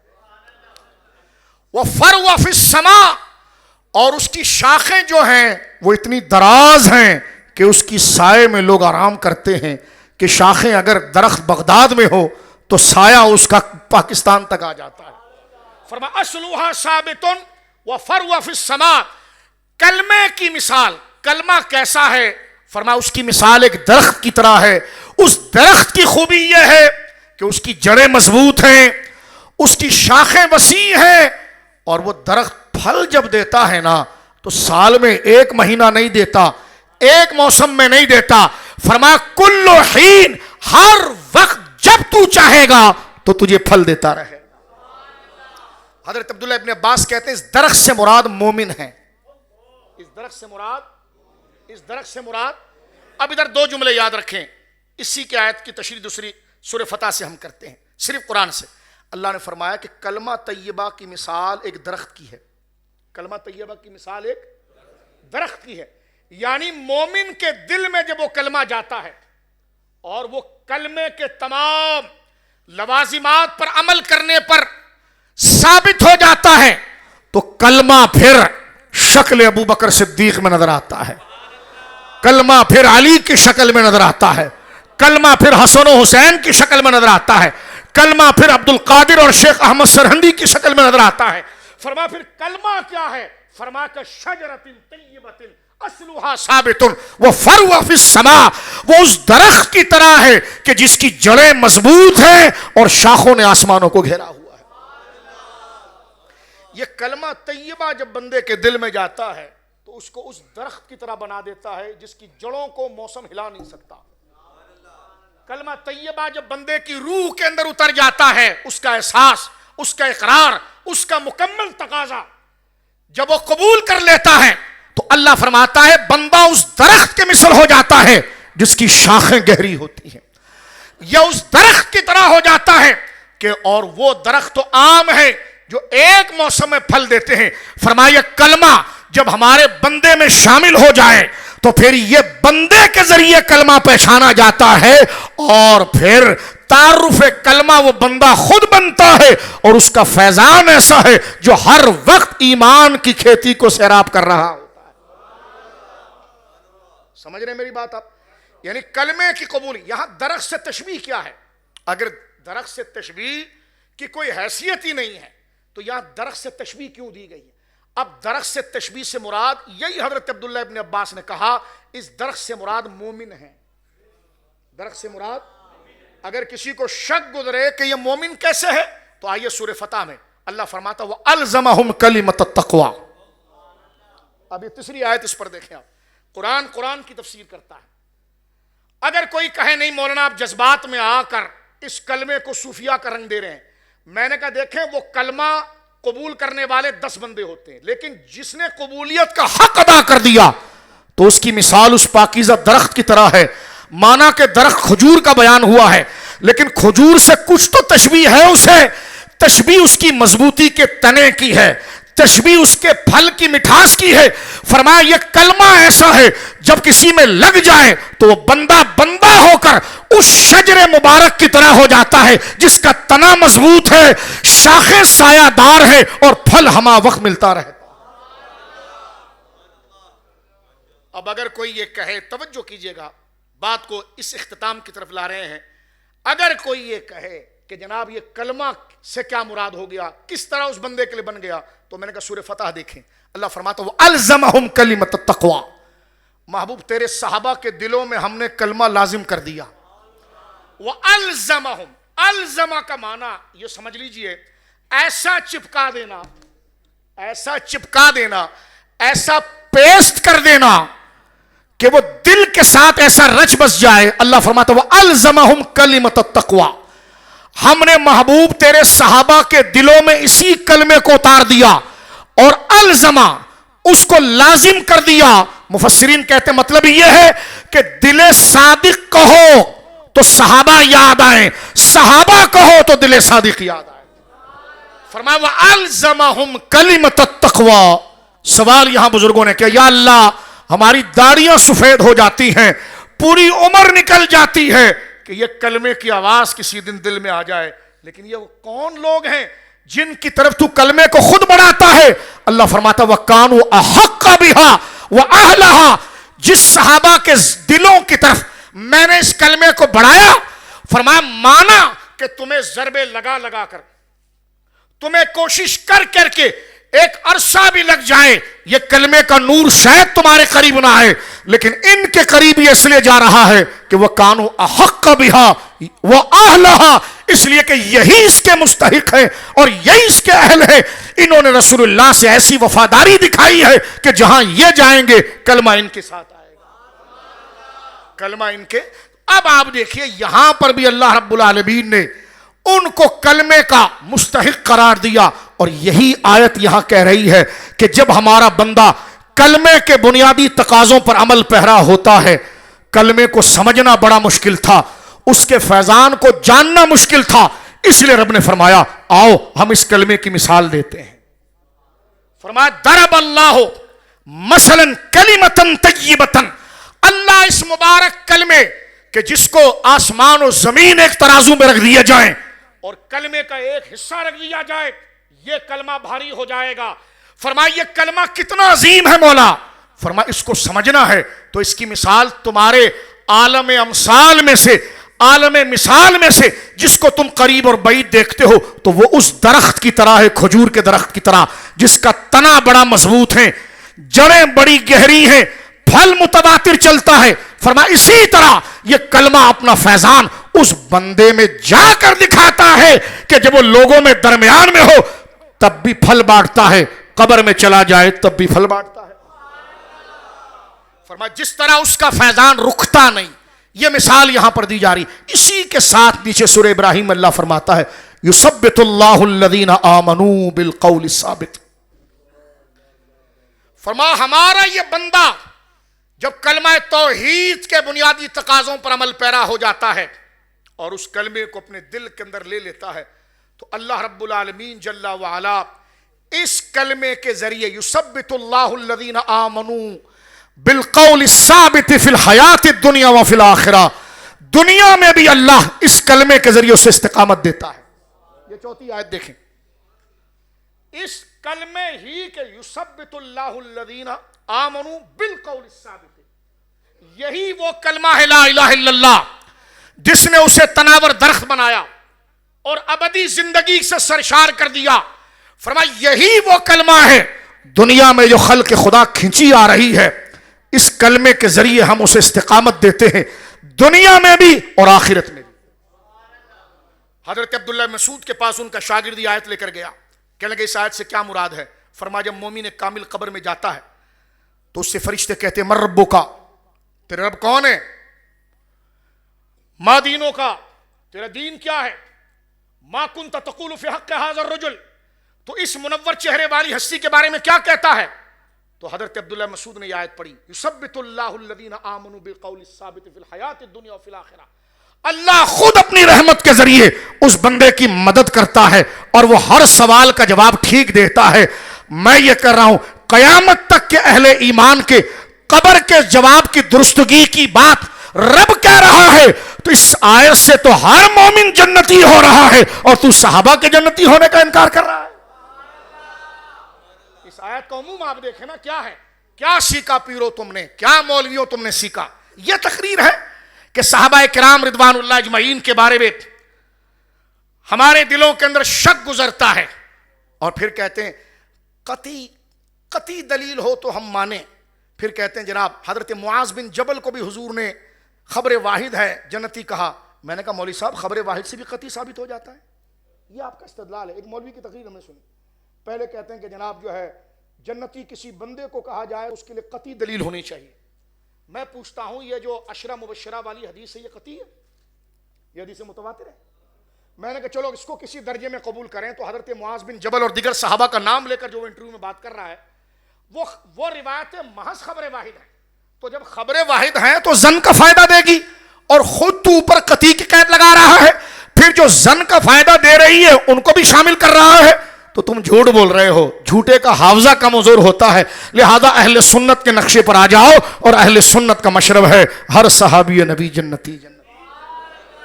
اس لیے میں نے یہ 4 آیتیں آپ کے سامنے پڑھی ہیں، توجہ ہے آپ کی۔ اب یہاں پر آخر میں اس بات کو تو وابی بھی مان گئے۔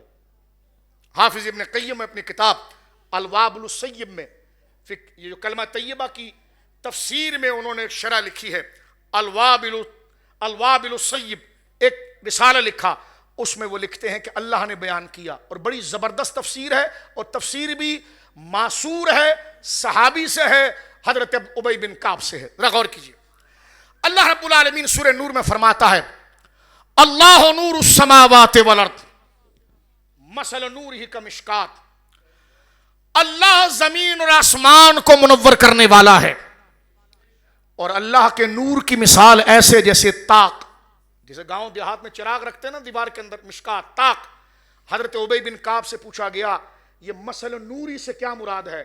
فرما فی قلب مومن۔ اب یہ 5واں استدلال دیکھیں، ساری آیت علم تری کیف ضرب اللہ والزمہم کلمۃ التقوی یثبت اللہ الذین آمنوا بالقول الثابت، یہ ساری آیت دیکھیں اور ابی بن کعب کا فتویٰ دیکھیں۔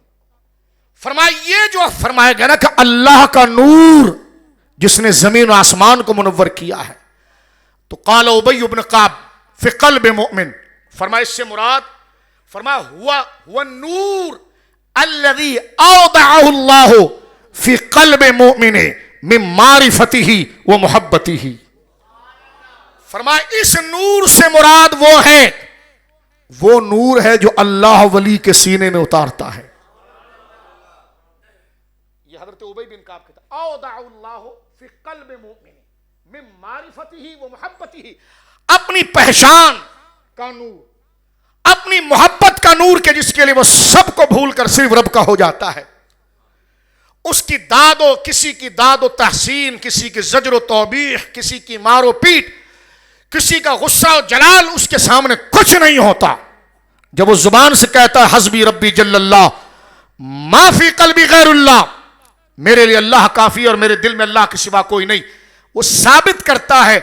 صحابی رسول حضرت ابی بن کعب کہتے ہیں کہ ہوا نور، فرمائیے جو زمین و آسمان کا نور اللہ بیان کر رہا ہے یہ کیا ہے؟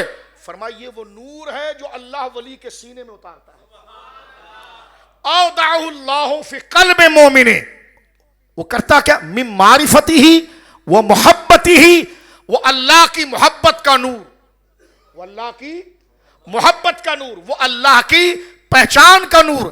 وہ کہتے ہیں پھر حتی یظہر علی وجوہہم، اللہ اکبر، وعلی ابدانہم وعلی ثیابہم وعلی دورہم، کہتے وہ نور سینے میں جب اترتا ہے اور وہ شریعت پر عمل پر اس کی مواظبت اور پابندی کرتا ہے تو وہ دل کا نور اس کے چہرے پر نظر آتا ہے، اس کے لباس پر نظر آتا ہے، اس کے بدن پر نظر آتا ہے، اس کے گرد و نواح کی دیواروں پر نظر آتا ہے. آگے بڑا بکامل جملہ ہے, کہتے ہیں ہوا یبصرہ من کان من جنسہم وسائر الخلق لہ المنکر. فرمایا وہ نور ہر بندہ نہیں دیکھتا, جس میں خود کرنٹ ہوگا نا تو اس کا لباس چمکتا ہوا نظر آ جائے گا, اس کی بستی چمکتی ہوئی نظر آ جائے گی, اس کا محلہ چمکتا ہوا نظر آئے گا. فرمایا یہ وہ نور ہے جو سب سے پہلے خدا نے صحابہ کے دلوں میں اتارا. وَأَلْزَمَهُمْ كَلِمَةَ التَّقْوَى وَكَانُوا أَحَقَّ بِهَا وَأَهْلَهَا. اللہ رب العالمین نے ان کے دلوں کو ایسے صاف کیا کہ قرآن کہتا وَكَرَّهَ إِلَيْكُمُ الْكُفْرَ وَالْفُسُوقَ وَالْعِصْيَانَ أُولَٰئِكَ هُمُ الرَّاشِدُونَ. حبیب تیری صحبت میں آ کر ان کے دل ایسے نورانی ہو گئے. میں نے کہا حضور پیر صاحب, آپ کا مرید آپ کی صحبت میں بیٹھ کر اس کا تزکیہ ہو گیا, اور جس کا منصب ہی وہ یزکیہم تھا, اس نبی کی صحبت میں بیٹھنے والا صحابی منافق رہ گیا. ہم منافق کو صحابی نہیں کہتے, اور جو صحابی ہے وہ منافق نہیں ہوتا. یہ دو ٹوک بات ہے. منافق جو ہے وہ صحابی نہیں, اور جو صحابی ہے وہ منافق نہیں ہوتا. اہل سنت کا یہ عقیدہ ہے من لقی النبی صلی اللہ علیہ وسلم مؤمنا بہ ومات علی الاسلام. صحابی وہ ہے جس نے حالت ایمان میں رسول اللہ کو دیکھا اور اسی پر اس کا خاتمہ ہوا, اور رب نے جماعت صحابہ کو نمونہ بنایا, نمونہ بنایا, آئیڈیل بنایا. کس کا؟ کلمے کا. فرما وَإِذَا قِيلَ لَهُمْ آمِنُوا كَمَا آمَنَ النَّاسِ. کہو ان اہل مدینہ منافقوں کو جو یہاں رہتے ہیں کہ اگر وہ کلمے کی تکرار کر رہے ہیں تو ان سے کہو کلمے کا اگر ماڈل بنانا ہے نا تو ان کی طرح بنو جو مکے سے آئے, ان مہاجرین کی طرح بنو, ان انصار کی طرح. تو اب آپ دیکھیے کہ صحابہ کرام میں اگر نفاق ہو معاذ اللہ, توجہ کریں, قرآن نے منافق کو ہر جگہ پر ایکسپوز کیا, ان کی عادتیں بتائی کہ لَوَّ رُؤُوسَهُمْ, وہ صحابہ کی جماعت کو منہ دکھا کر بھاگ جاتے تھے.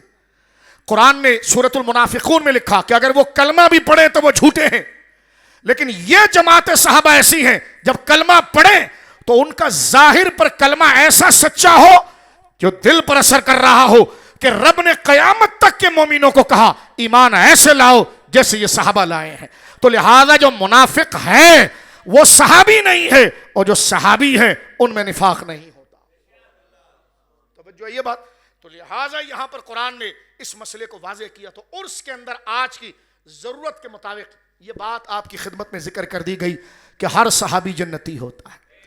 ایک آخری بات, اس لاہور میں کانفرنس ہوئی جس میں آپ حضرات نے ماشاءاللہ ساتھ دیا, اور ان بزرگ علماء نے جد و جہد کر کے حق کو واضح کیا اور یہ بتایا کہ ہر صحابی جنتی ہوتا ہے.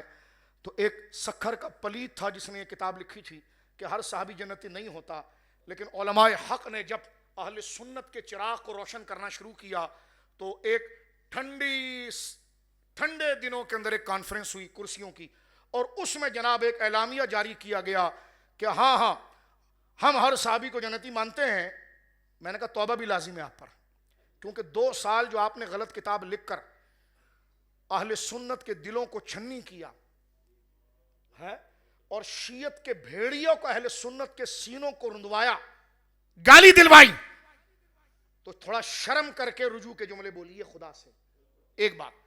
دوسری بات یہ کہی گئی کہ ہاں صحابہ میں درجے ہیں, ہم خلفاء راشدین کو سب سے افضل مانتے ہیں. میں نے کہا 50-50 کیوں؟ خلفاء راشدین میں تو 5 آ گئے, حضرت صدیق اکبر, فاروق اعظم, عثمان غنی, مولا مرتضی, امام حسن مجتبی. کہتے ہم ان خلفاء راشدین کو حق پر مانتے ہیں. میں نے کہا یہاں موضوع کیوں ختم ہوا؟ جس طرح سارے صحابہ ہمارے مقابلے میں جنتی ہیں اور افضل ہیں, اسی طرح سارے صحابہ میں خلفاء راشدین افضل ہیں. ان خلفاء میں کون ہے پیر صاحب؟ ایک لائن اور لکھ دیتے. پوری زندگی آپ نے اس موضوع پہ تقریریں کی ہے, ڈانٹ نہیں رہے, ہم پاؤں پکڑ کے کہہ رہے ہیں, ڈانٹ نہیں رہے, لیکن ہم پوچھ رہے ہیں کس راہ چل پڑے. اگر یہ اعلانیہ نہیں ہوتا تو میں اعلانیہ تقریر نہیں کرتا. توجہ ہے, آپ دجل دیکھ رہے ہیں, میں اس کو دجل کروں گا. فرق یعنی کیا کہا جا رہا ہے؟ ہم کون کہتا ہم افضل نہیں مانتے؟ پھر کسی نے پوچھا آپ تفضیلی ہیں؟ سوال توجہ ہے، سوال ہوا ایک پیر صاحب اور مولوی صاحب سے، آپ تفضیلی ہیں؟ تو کہنے لگا ہاں میں تفضیلی ہوں، میں تفضیلی ہوں کیونکہ میں ابو بکر کو افضل کہتا ہوں۔ میں نے کہا بھائی تفضیلی کا لفظ ابو بکر کو افضل کہنے والے کو نہیں کہتے، اس کو تو اہل سنت کہتے ہیں۔ تفضیلی کا لفظ جو ہے ایک اعتبار سے خارج اہل سنت اور ایک اعتبار سے داخل اہل سنت۔ خارج اہل سنت وہ ہوگا جو مولا علی کو صدیق اکبر پر فضیلت دے گا، وہ خارج ہو گیا، اور داخل میں وہ رہے گا کہ جو حضرت عثمان غنی پر آپ کو افضل کہے۔ تو حضرت عثمان غنی پر افضل کہنے والا جو ہے یہ وہ شخص ہے کہ جس پر کوئی فتویٰ نہیں آتا، جمہور کا مسئلہ ہے۔ لیکن جہاں حضرت ابو بکر پر فضیلت کی بات دے گی تو بندہ اہل سنت سے نکل جاتا ہے۔ تو حضرت صاحب جب آپ کو تفضیلی کہا جائے نا تو آپ تفضیلی کی یہ تعریف نہ کریں کہ میں ابو بکر کو افضل مانتا ہوں۔ ابو بکر کو افضل ماننے والوں کو تفضیلی جیسے گندے جملے نہیں بولے جاتے، ابو بکر کو افضل ماننے والے کو اہل سنت جیسا پیارا ٹائٹل بولا جاتا ہے۔ یہ لفظ بھی غلط ٹائٹل کو عام کرنے میں ساتھ دیتا ہے۔ توجہ، یہ بھی ایک سازش ہے۔ ہم تفضیلی ہیں جی، ہم نے کہا کیسے تفضیلی ہو تم؟ کہتا ہم سے پوچھو ہم کیسے تفضیلی ہیں؟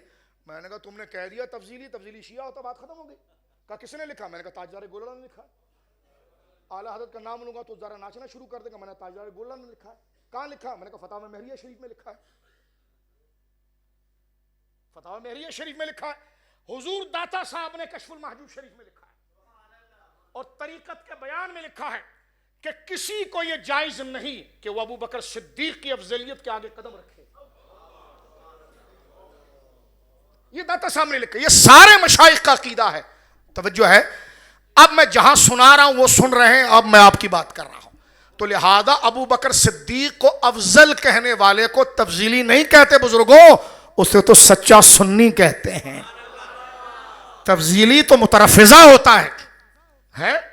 تو ایک تو اس ٹائٹل کا اطلاق اچھوں پر نہیں ہو سکتا۔ توجہ آپ کو، ایک برے لفظ کو اچھے لفظ، ایک برا آدمی برے لوگوں کی قیادت کرتا ہو اور وہ خود کو امام کہے تو بھائی امام تو مسجد کا ہوتا ہے۔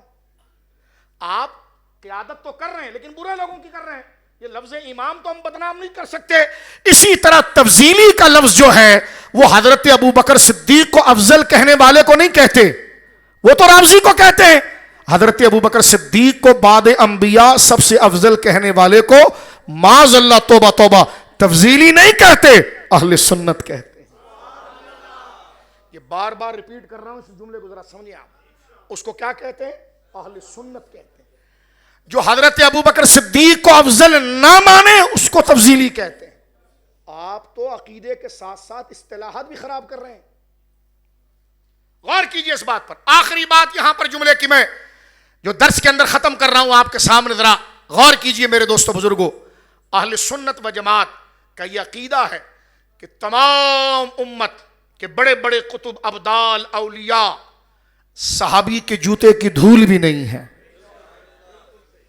توجہ ہے آپ کی، اقطاب، اولیاء، اصفیاء، کیونکہ رسول اللہ کو دیکھنے میں، توجہ ہے آپ کی، رسول اللہ کو دیکھنے میں علیہ السلام وہ نے کی ہے کہ امت کا اس بات پر اجماع اہل سنت کا کہ صحابہ کا درجہ غیر صحابی کی قسمت میں نہیں ہے۔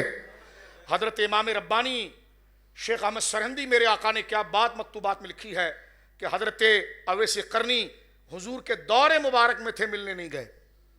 ایسا ہی ہے نا، حضرت اویس قرنی یمن میں موجود تھے، حضور سے ملنے نہیں آئے، کیوں؟ ان کی والدہ بیمار تھی۔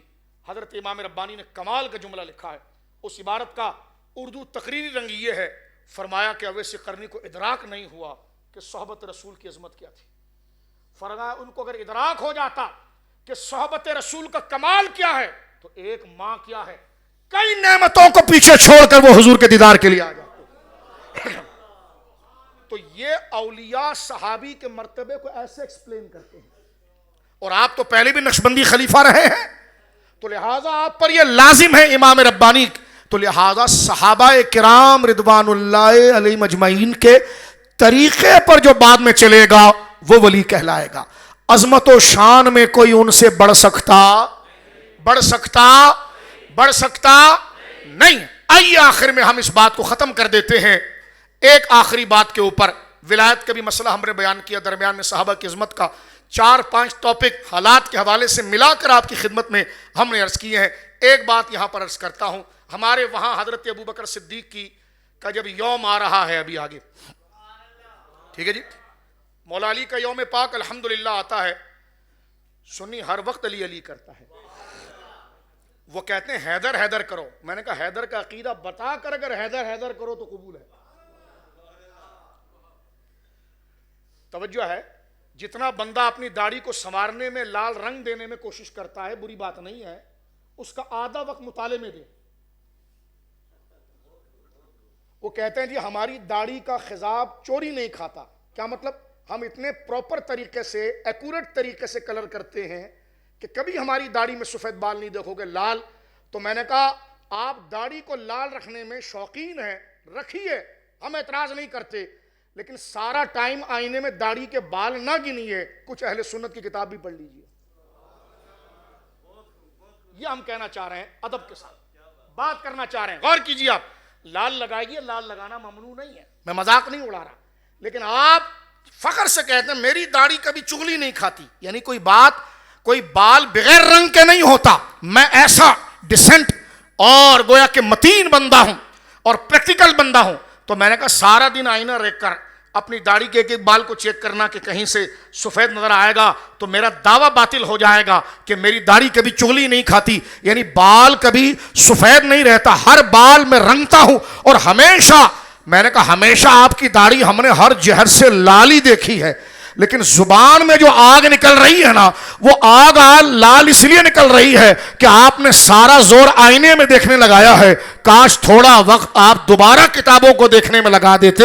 آپ سید ہیں, سید بزرگوں کا نام میں لے لیتا ہوں. غوث پاک کی کتاب آپ پڑھ لیتے, حضرت مخدوم سمنا کی کتاب آپ پڑھ لیتے, داتا صاحب کی کتاب آپ پڑھ لیتے, پیر محلی شاہ صاحب کی کتاب آپ پڑھ لیتے, ماہرہ مقدسہ کے شیخ صاحب دلیل الیقین ابو الحسین احمد نوری حسینی سید, یہ پنجتن پاک کے صدقے 5 سیدوں کا میں نے نام لیا ہے. اس کتاب کو پڑھ اور بتا انہوں نے کیا لکھا ہے. انہوں نے یہی لکھا ہے کہ علی کے بیٹے کا عقیدہ یہی ہے کہ روئے زمین پر انبیاء کے بعد اگر کوئی افضل ہے تو ابو بکر صدیق.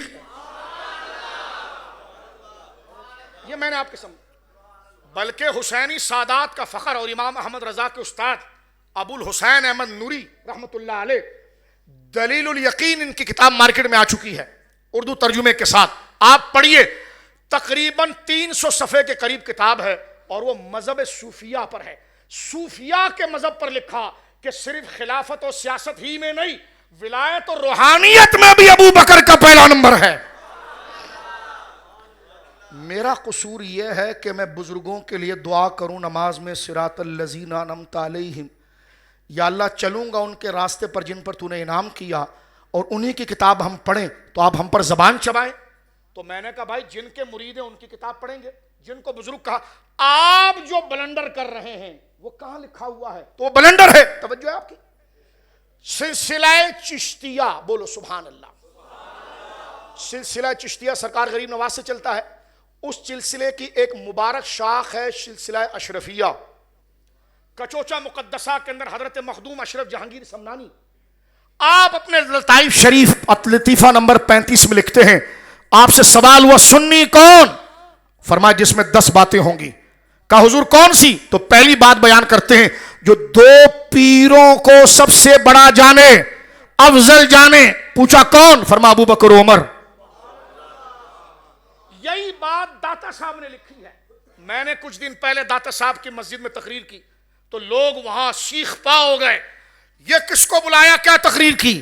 میں نے کہا پوری زندگی گنج بخش فیض عالم کہہ کے لنگر کھاتا رہا, کبھی کتاب کھول کر تو دیکھ کہ وہ گنج بخش کس عقیدے سے ہوئے, وہ ولیوں کا بادشاہ میرا داتا کس نیکی کی وجہ سے ہوا, اس عقیدے کی وجہ سے ہوا جس میں لکھا تھا ابو بکر کا پہلا نمبر. ہمارا یہ قصور ہے کہ ہم غوث اعظم رضی اللہ عنہ کے اگر مرید ہیں تو ان کی کتاب پڑھ کر سنا رہے ہیں. تو میرے دوستو بزرگوں، بڑے فتنے کا دور ہے. اس بات کو ذرا غور سے سنیے، اور بات یہاں پر ہم ختم کر دیتے ہیں کہ خلفائے راشدین میں سب سے افضل حضرت ابوبکر صدیق ہے. اس کا خلاف عقیدہ رکھنے والا سنیت سے خارج ہے. توجہ ہے، ہم ہر وجوہ سے افضل نہیں مان رہے، افضلیت علی الاطلاق کہہ رہے ہیں. کثرت ثواب، قرب الہی، نفع اسلام میں افضل ابوبکر صدیق ہے. شریعت نے نسب کو افضلیت کا درجہ نہیں دیا، فضیلت کا درجہ دیا. نسب عالی فضیلت ہے، معیار افضلیت نہیں. معیار افضلیت تقویٰ ہے، قرب الہی ہے، کثرت ثواب ہے، نفع اسلام ہے. شیعہ کے نزدیک افضلیت کا معیار خاندان ہے، اہل سنت کے نزدیک نفع اسلام ہے. اور نفع اسلام کے بارے میں رسول اللہ خود کہا گیا، بخاری میں ہے، اپنی عمر مبارک کا آخری خطبہ صحابہ کرام کہتے ہیں حضور کے سر مبارک پر پٹی بندھی ہوئی تھی اور مسجد میں تشریف لائے اور فرمایا سارے کھڑکیاں دروازے بند کر دو. فرمایا کہ مجھ پر جس بندے کا سب سے زیادہ احسان ہے اپنی جان اور مال کے ساتھ، وہ ابوبکر صدیق ہے. اور نفع اسلام قرآن نے کہا لا یستوی منکم من انفق من قبل الفتح وقاتل. دو چیزیں فضیلت کا معیار ہے، انفاق اور اقتال. اس میں سب سے پہلے ابوبکر صدیق ہے. یہ اتنے واضح باتیں ہیں، توجہ ہے آپ کی. ہم نسب کا انکار نہیں کر رہے، نسب کا انکار نسبی کرتا ہے. ہم کہتے ہیں نسب و خاندان باعث فضیلت ہے، افضلیت نہیں. توجہ ہے آپ کی. اس پر ایک جملہ کہوں آپ کے سامنے، مجھے بتاؤ حضرت یوسف علیہ السلام افضل ہیں یا حضور؟ مجھے جواب دو نا. حضرت یوسف علیہ السلام افضل ہیں یا حضور؟ آؤ بخاری شریف اٹھاؤ. بخاری شریف کتاب المناقب میں ہے، سرکار دو عالم صلی اللہ علیہ وسلم سے پوچھا گیا من اکرم الناس، حضور سب سے زیادہ اکرم اور عزت والا کون ہے؟ حضور نے فرمایا اتقاکم، جو سب سے بڑا متقی ہے. فرمایا نہیں حضور، دوسری بات پوچھنا چاہ رہے ہیں. فرمایا یوسف. کہنے لگے حضور کیسے؟ فرمایا یوسف نبی، ان کے باپ یعقوب نبی، ان کے باپ اسحاق نبی، ان کے باپ ابراہیم نبی. فرمایا جس نبی کی 4 لڑیاں نبی ہو وہ اکرم ہوتا ہے. حضور کے والد ہمارے آقا سیدنا عبداللہ لیکن نبی نہیں ہے. حضور کے دادا ہمارے آقا حضور سیدنا عبد المطلب نبی نہیں ہے. حضور کے پردادا ہمارے آقا سیدنا ہاشم نبی. حضور کے پردادا حضور سیدنا عبد مناف نبی. بولو سیدنا قصی نبی. اور یہاں بخاری میں کیا آیا؟ حضرت یوسف کی 4 لڑیاں نبیوں کی ہیں. یہ فضیلت ہے، لیکن افضل کون ہے؟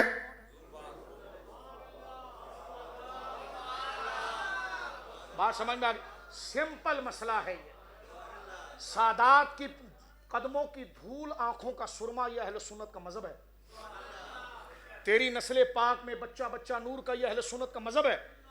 دو جہاں میں خادم آل رسول اللہ کر، حضرت آل رسول مقتدا کے واسطے یہ مذہب ہے. لیکن یہ مسئلہ اعتقاد کا نہیں ہے، فضیلت کا ہے. اعتقاد کا مسئلہ افضلیت کا ہے، اور افضلیت نفع اسلام سے آتی ہے، تقوی اور قرب الہی سے ہے، اور اس کا مصداق حضرت ابوبکر صدیق ہے. خود یہ سادات اور مولا علی کا عقیدہ ہے. اب اس وضاحت کے بعد بھی حضور سید صاحب شاہ صاحب کہا جائے کہ یہ نسبی ہے، تو پھر اس تہمت کا الزام تمہیں قبر میں خدا کو دینا. ہم نے اگر یہ بات غوث پاک کے راستے سے ہٹ کر کی ہے تو گلے میں پھندا ڈالنا. یہ بات اگر حضرت داتا صاحب سے ہٹ کر کی ہے تو ہمارے گلے میں پھندا ڈالنا. مجھے کہنے دیجئے یہ بات اگر ہم نے حافظ الحدیث سید جلال الدین شاہ صاحب قدس سر العزیز سے ہٹ کر کی ہے تو گلے میں پھندا ڈالنا.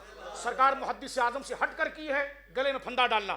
میرے آقا شیخ الاسلام قمر الدین سیالوی رحمہ اللہ جو اس مسئلے کو لے کر کھڑے ہوئے، میں کہتا ہوں ان کی کتاب کا ایک سطر اس کا گواہ ہے. آپ کے شہزادے سرکار سید امیر شریعت مولانا پیر عبدالحمید سیالوی رحمہ اللہ، ان کی کتابیں، ان کے تقاریر، ان کے خطبات، ان کا اعلامیہ دیکھیں. یار ہمارا قصور یہ ہے کہ جن کا نام شجرے میں لیا ان کے پیچھے چل رہے ہیں. تم آزاد فصل میں جدھر چاہو روندو، تم شہنشاہ بنے رہو. ہمارے جملے اگر سخت لگ رہے ہیں تو اس پر بھی معافی مانگتے ہیں. آ جائیے، تصور میں پاؤں پکڑ لیتے ہیں. میں نے جملہ اگر جذبات نے کوئی ایسا کہا جو شان کے خلاف ہے، واپس لیتے ہیں، معافی مانگتے ہیں. لیکن جس چیز کو آپ نے ڈسٹرب کیا وہاں معافی کا سوال نہیں ہوتا. آپ نے اہل سنت کی پیٹھ میں خنجر گھونپ دیا. کیونکہ دونوں بات کرنا میرا حق ہے. جہاں ایک جذبات کے لیے آہستہ بات کرنا, وہاں جو شریعت تقاضا کرتی وہ حکم بیان کرنا بھی. توجہ ہے آپ کی. بات یہاں پر ختم ہو رہی ہے. حضرت ابوبکر صدیق کا یوم آ رہا ہے جمادی الثانی میں. ہر سنی جب کانفرنس کرے تو خلیفہ اول کے نام سے نہ کرے, بلکہ افضلیت صدیق اکبر کے نام سے کرے. یہ میرا ہر سید بزرگ کے قدموں پر ہاتھ لگا کر میں عرض کر رہا ہوں.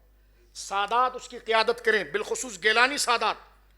میرے پاس وقت نہیں, کبھی الگ تقریر صرف غوث پاک کی ذات پر کریں تو ہم بتائیں غوث پاک نے شیعت کا رد کیسے کیا. آج غوث پاک کو اگر کوئی معاذ اللہ سید نہیں مانتا تو وہ شیعہ ہے. کیوں؟ اس لیے کہ انہوں نے دفاع صحابہ کیا. آج یہ رستہ تم نے کیوں اختیار کیا کہ جو دفاع صحابہ کریں؟ اس کا شجرہ نہیں ہے, اس کو کچھ آتا نہیں ہے. ہم نے کہا کچھ بھی نہیں ہے, ہم اللہ کے ایک بندے ہیں, بس وہ بمیں بخش دے, بس یہی کافی. کیا کر رہے ہو؟ کوئی تہمت و ذات پر نہیں ہے, ہاتھ جوڑ کر کہہ رہے ہیں وہی بات کیجئے جو بزرگوں نے پڑھائی تھی. وہی سبق ٹھیک تھا, وہی سبق ٹھیک ہے. ہم کس پر کیا تبرہ کریں, ہم بھی زندہ ہیں, دنیا آفت ہے. میں حضرت سے کہہ رہا تھا, حضرت دعا فرما ربنا لا تزغ قلوبنا بعد اذ ہدیتنا, یا اللہ تو ہدایت دینے کے بعد ہمیں گمراہ نہ کرنا. لمبی عمر نہیں چاہیے, اگر ڈاما ڈول ہونا ہے تو اللہ خاتمہ ابھی ایمان پر کر دے. کسی نے کہا موت کی دعا کرنا مولانا ناجائز ہے. میں نے کہا موت کی دعا نہیں کر رہا, حسن خاتمہ مانگ رہا ہوں. اگر بندہ کچھ عمریں بڑھا کر بہک جائے تو مولا دل ہمارے اختیار میں نہیں ہے, بات تجھ سے کر سکتے ہیں, نرجو رحمتک ونخشی عذابک, بات کر سکتے ہیں. ہمیں لمبی عمر نہیں چاہیے, ہمیں تیری رضا چاہیے, خاتمہ چاہیے, تاکہ اٹھیں تو غوث پاک کے سامنے آنکھیں شرمائیں نہیں, بلکہ پوری کھلی آنکھوں سے ان کے قدموں کی زیارت کریں.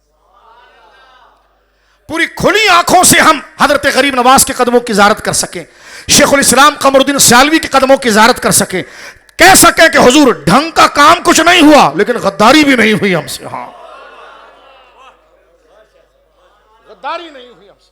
جو سبق آپ نے انوار قمر میں دیا, مذہب شیعہ میں دیا, اپنی تدریس میں دیا, جو غنیہ میں دیا, جو اصول دین میں دیا, جو کشف المحجوب میں دیا, آپ نے جو دلیل الیقین میں دیا, آپ نے جو مکتوبات امام ربانی میں دیا, حضور اس پر کھڑے رہے.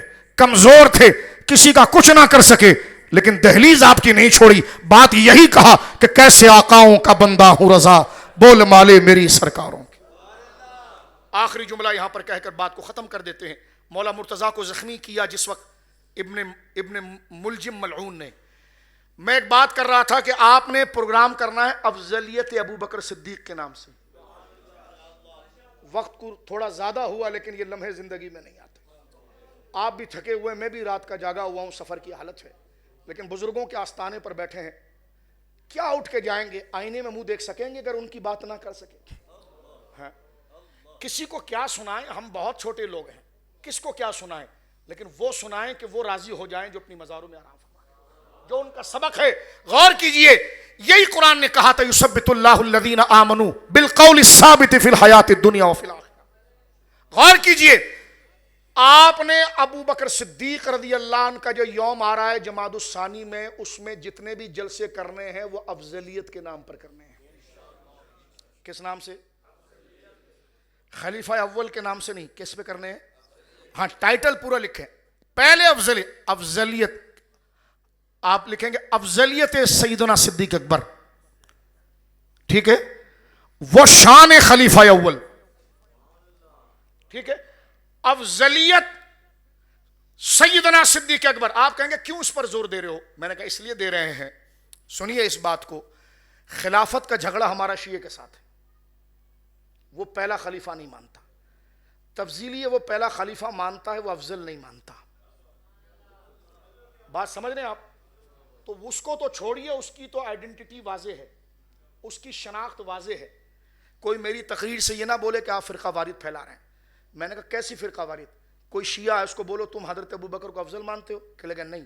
تو میں نے کہا شیعہ کا یہ عقیدہ ہے, کہ لگا ہاں. تو میں نے کہا یہی تو بول رہا ہوں, اور کیا بول رہا ہوں, کہ یہ عقیدہ سنی کا نہیں ہے. شیعہ سے ہمارا اختلاف حضرت ابوبکر کے پہلا خلیفہ ہونے نہ ہونے پر ہے. توجہ ہے آپ کی؟ لیکن ہمارے درمیان کچھ لوگ جو حرکتیں کر رہے ہیں وہ ابو بکر صدیق کا یوم مناتے ہیں، سیدنا ابو بکر کا، اور لکھتے ہیں خلیفہ اول. آپ کہتے ہیں جی مسئلہ ختم ہو گیا. مسئلہ ان سے خلافت کا نہیں ہے، افضلیت کا ہے. اب اس میں مسئلہ سنیے، باہر شریعت اٹھا کر دیکھیے. حضرت ابو بکر، وہ کہتے ہیں ٹھیک ہے حضرت ابو بکر افضل ہیں کیونکہ آپ خلیفہ، کیونکہ آپ پہلے خلیفہ بنے اس لیے آپ افضل ہوئے. ہم نے کہا نہیں، افضل تھے اس لیے پہلے خلیفہ. یہ لطیفہ نہیں، عقیدہ ہے. یہ عقیدہ ہے، یہ لفاظی نہیں کر رہا میں آپ کے سامنے. وہ کہتے ہیں حضرت ابو بکر صدیق خلیفہ بن گئے، افضل ہو گئے. ہم نے کہا نہیں، خلافت افضلیت نہیں ہے بلکہ افضل تھے اس لیے خلیفہ ہوئے. کس نے کہا؟ میں نے کہا مولا مرتضیٰ نے کہا. کس نے کہا جی؟ خلافت صدیق اکبر کا انکار کرنے والا رافضی ہے، ٹھیک ہے، اور افضلیت صدیق اکبر کا انکار کرنے والا مترفضہ ہے. اور سنی دونوں نہیں ہیں، سنی دونوں. تاجدار گولڑا کا فتویٰ ہے، فتاوی مہریہ شریف. آخر میں آپ دیکھیے، آپ سے پوچھا گیا کہ کوئی شخص اگر مولا کائنات کو ابو بکر صدیق سے افضل کہے تو فرمایا شیعہ کی بدعات ہے. اب شیعہ کی بدعات سے مراد شیعہ کا لفظ سنی پر نہیں بولا جاتا. تو ہم بھی یہی کہہ رہے ہیں کہ جو یہ لفظ ادھر استعمال کرے، سیدنا علی کو حضرت ابو بکر سے افضل کہے، وہ سنی نہیں ہے. تو یہ مسئلہ فضائل کا نہیں ہے، یہ عقیدے کا ہے.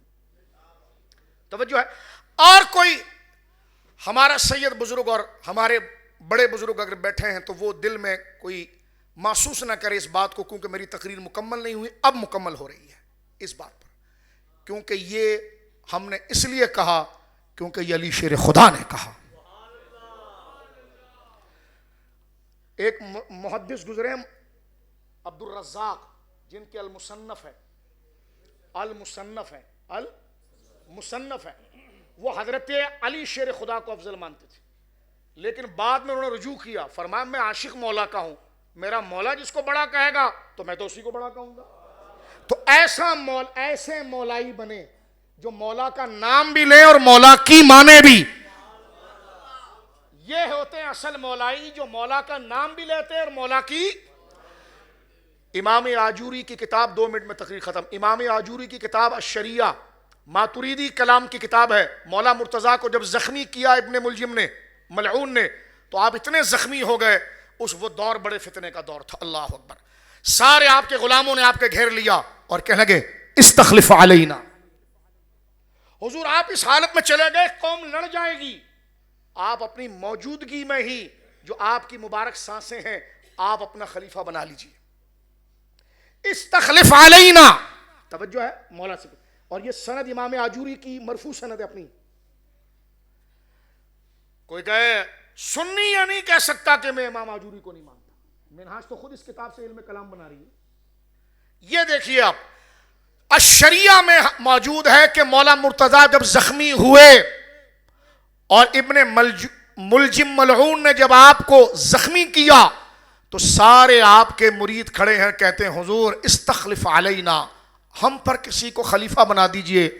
مولا نے فرمایا ما استخلف، میں کسی کو خلیفہ نہیں بناؤں گا. لیکن ان یرید اللہ بہذہ الامت خیرا، ہاں یہ ضرور کہوں گا، اگر اللہ نے اس امت کو بچانے کے لیے خیر کا ارادہ رکھا ہے تو فرمایا کہ سیجمعہم علی خیرہم کما جمعہم بعد نبیہم علی خیرہم. فرمایا اللہ تم میں سب سے افضل پر جمع کرے گا، جس طرح نبی کے مزار میں جانے کے بعد ہم میں جو سب سے افضل تھا اس پر ہمیں جمع کر. اب لگاؤ حیدر، بولے یہ مقام، یہ مقام بولے حیدر. ہاتھ اٹھا کر بولے، ہاتھ اٹھا کر کہ حیدر حیدر حیدر، نعرہ حیدری. میں نے کہا حضور یہ مقام ہے نعرہ حیدری کا. آدھی بات پر نعرہ حیدری نہیں لگتا، خیبر فتح ہوتا ہے تب حیدری لگتا ہے. آپ آدھے راستے میں نہ لگائیں. یہ مولا کا فتویٰ آ گیا اور مولا نے کہا میں اپنی موجودگی میں کسی کو خلیفہ نہیں بناؤں گا. اگر اللہ تم سے بہتری کا ارادہ چاہے گا اور چاہتا ہے تو میری آنکھ بند ہونے کے ساتھ ہی تم میں جو سب سے افضل ہے خود بخود تمہارے دلوں کو اس طرف لائے گا. کیونکہ جیسے ہی حضور نے رفیق اعلیٰ کا سفر کیا, مزار میں تشریف یعنی آپ نے رفیق اعلیٰ کا سفر کیا, وفات شریف ہوئی, تو اللہ نے ہم میں جو سب سے افضل تھا اس پر ہمیں جمع کیا. اور اس جمع کرنے کو مولا نے کیا کہا؟ اگر اللہ بہتری کا ارادہ کرے. اور اللہ جب بہتری کا ارادہ کرے تو حضرت امام حسن مولا کے بعد خلیفہ بنے. یہ بہتری کا ارادے کا ظہور تھا. اور حضور کے بعد صدیق اکبر بنے, مولا نے بیعت کی. مولا کہتے یہ خدا کی طرف سے بہتری کا ارادہ تھا کہ ہم میں سب سے افضل ابو بکر کے ہاتھ پر ہمیں جمع کر دیا. اللہ رب العالمین یہ بنیادی سبق ہمیں یاد کرنے کی توفیق. مانا کہ وقت کچھ زیادہ ہوا کیونکہ ذات سی بات سنی اکیلا ہے, چاروں طرف سے بھیڑیے ہیں, تو بندے کو جبر کو بھی دیکھنا ہے, قدر کو بھی دیکھنا ہے, رفظ کو بھی دیکھنا ہے, خروج کو بھی دیکھنا ہے. ٹھیک ہے, بندہ ہمارے صوفیہ کہتے ہیں اپنی نماز کو آخری نماز سمجھ تو لذت آئے گی, اپنی گفتگو کو آخری گفتگو سمجھ تو لذت آئے گی. اللہ یہ تمام سادات کرام جو اولاد غوث اعظم قدس العزیز ہیں, ان کا سایہ ہمارے سروں پر سلامت رکھیں. لمبی تقریر کا شوق نہیں تھا میرے دوستو. جس طرح آپ بیٹھنے سے تھکتے ہیں اس طرح ہمارا بھی بدن تھکتا ہے, لیکن یہ لمحے بار بار نہیں آتے. ہماری سستی کی وجہ سے, ہم کاہلی کی وجہ سے اس مقام پر آ گئے ہیں. اب عقیدت ہوگی تو شریعت کے نام پر ہوگی. آپ کہیں گے ہمارے گاؤں اکوگی نا, ہاں اکوگی میں پیر صاحب آئے ہیں, تو پہلے پوچھو سنی ہے, یہ پوچھنا بچوں. اور کہ جناب عالم صاحب آئے ہیں, تو پہلے پوچھنا سنی ہے. کہنے کو کوئی خطابت کے شہنشاہ آئے ہیں, کہنا سنی ہے. کہنے نیک آدمی آئے ہیں کہ سنی ہے, پہلے سوال یہ کرنا. وہ کہیں گے ہاں سنی ہے, تو ان کے پاس جانا اور ان کو کہنا حضرت میں ایک مصرع پڑھتا ہوں, دوسرا مصرع آپ مکمل کر دیں تو میں آپ کی بیعت بھی کر لوں گا. اور مصرع یہ ہے کہ دمادم مست قلندر. اگر وہ خوشی سے کہہ دینا ابو بکر کا پہلا نمبر, تو پھر ہاتھ نہیں پاؤں چومنا ہے. ٹھیک ہے جی. اور نہیں ابھی بتاتے ہیں, کہنے کا بیٹھ رہنے دیں, ہم گیلانیوں کی خدمت میں بیٹھتے, ہمیں کسی اور پیر کی ضرورت نہیں ہے. تجھ سے در سے سگ سے ہے مجھ کو نسبت, میری گردن میں بھی ہے دور کا ڈورا تیرا. اس نشانی کے جو سگ ہیں نہیں مارے جاتے, حشر تک میرے گلے میں رہے پٹا تیرا, وما علیہ الا البلاغ المبین.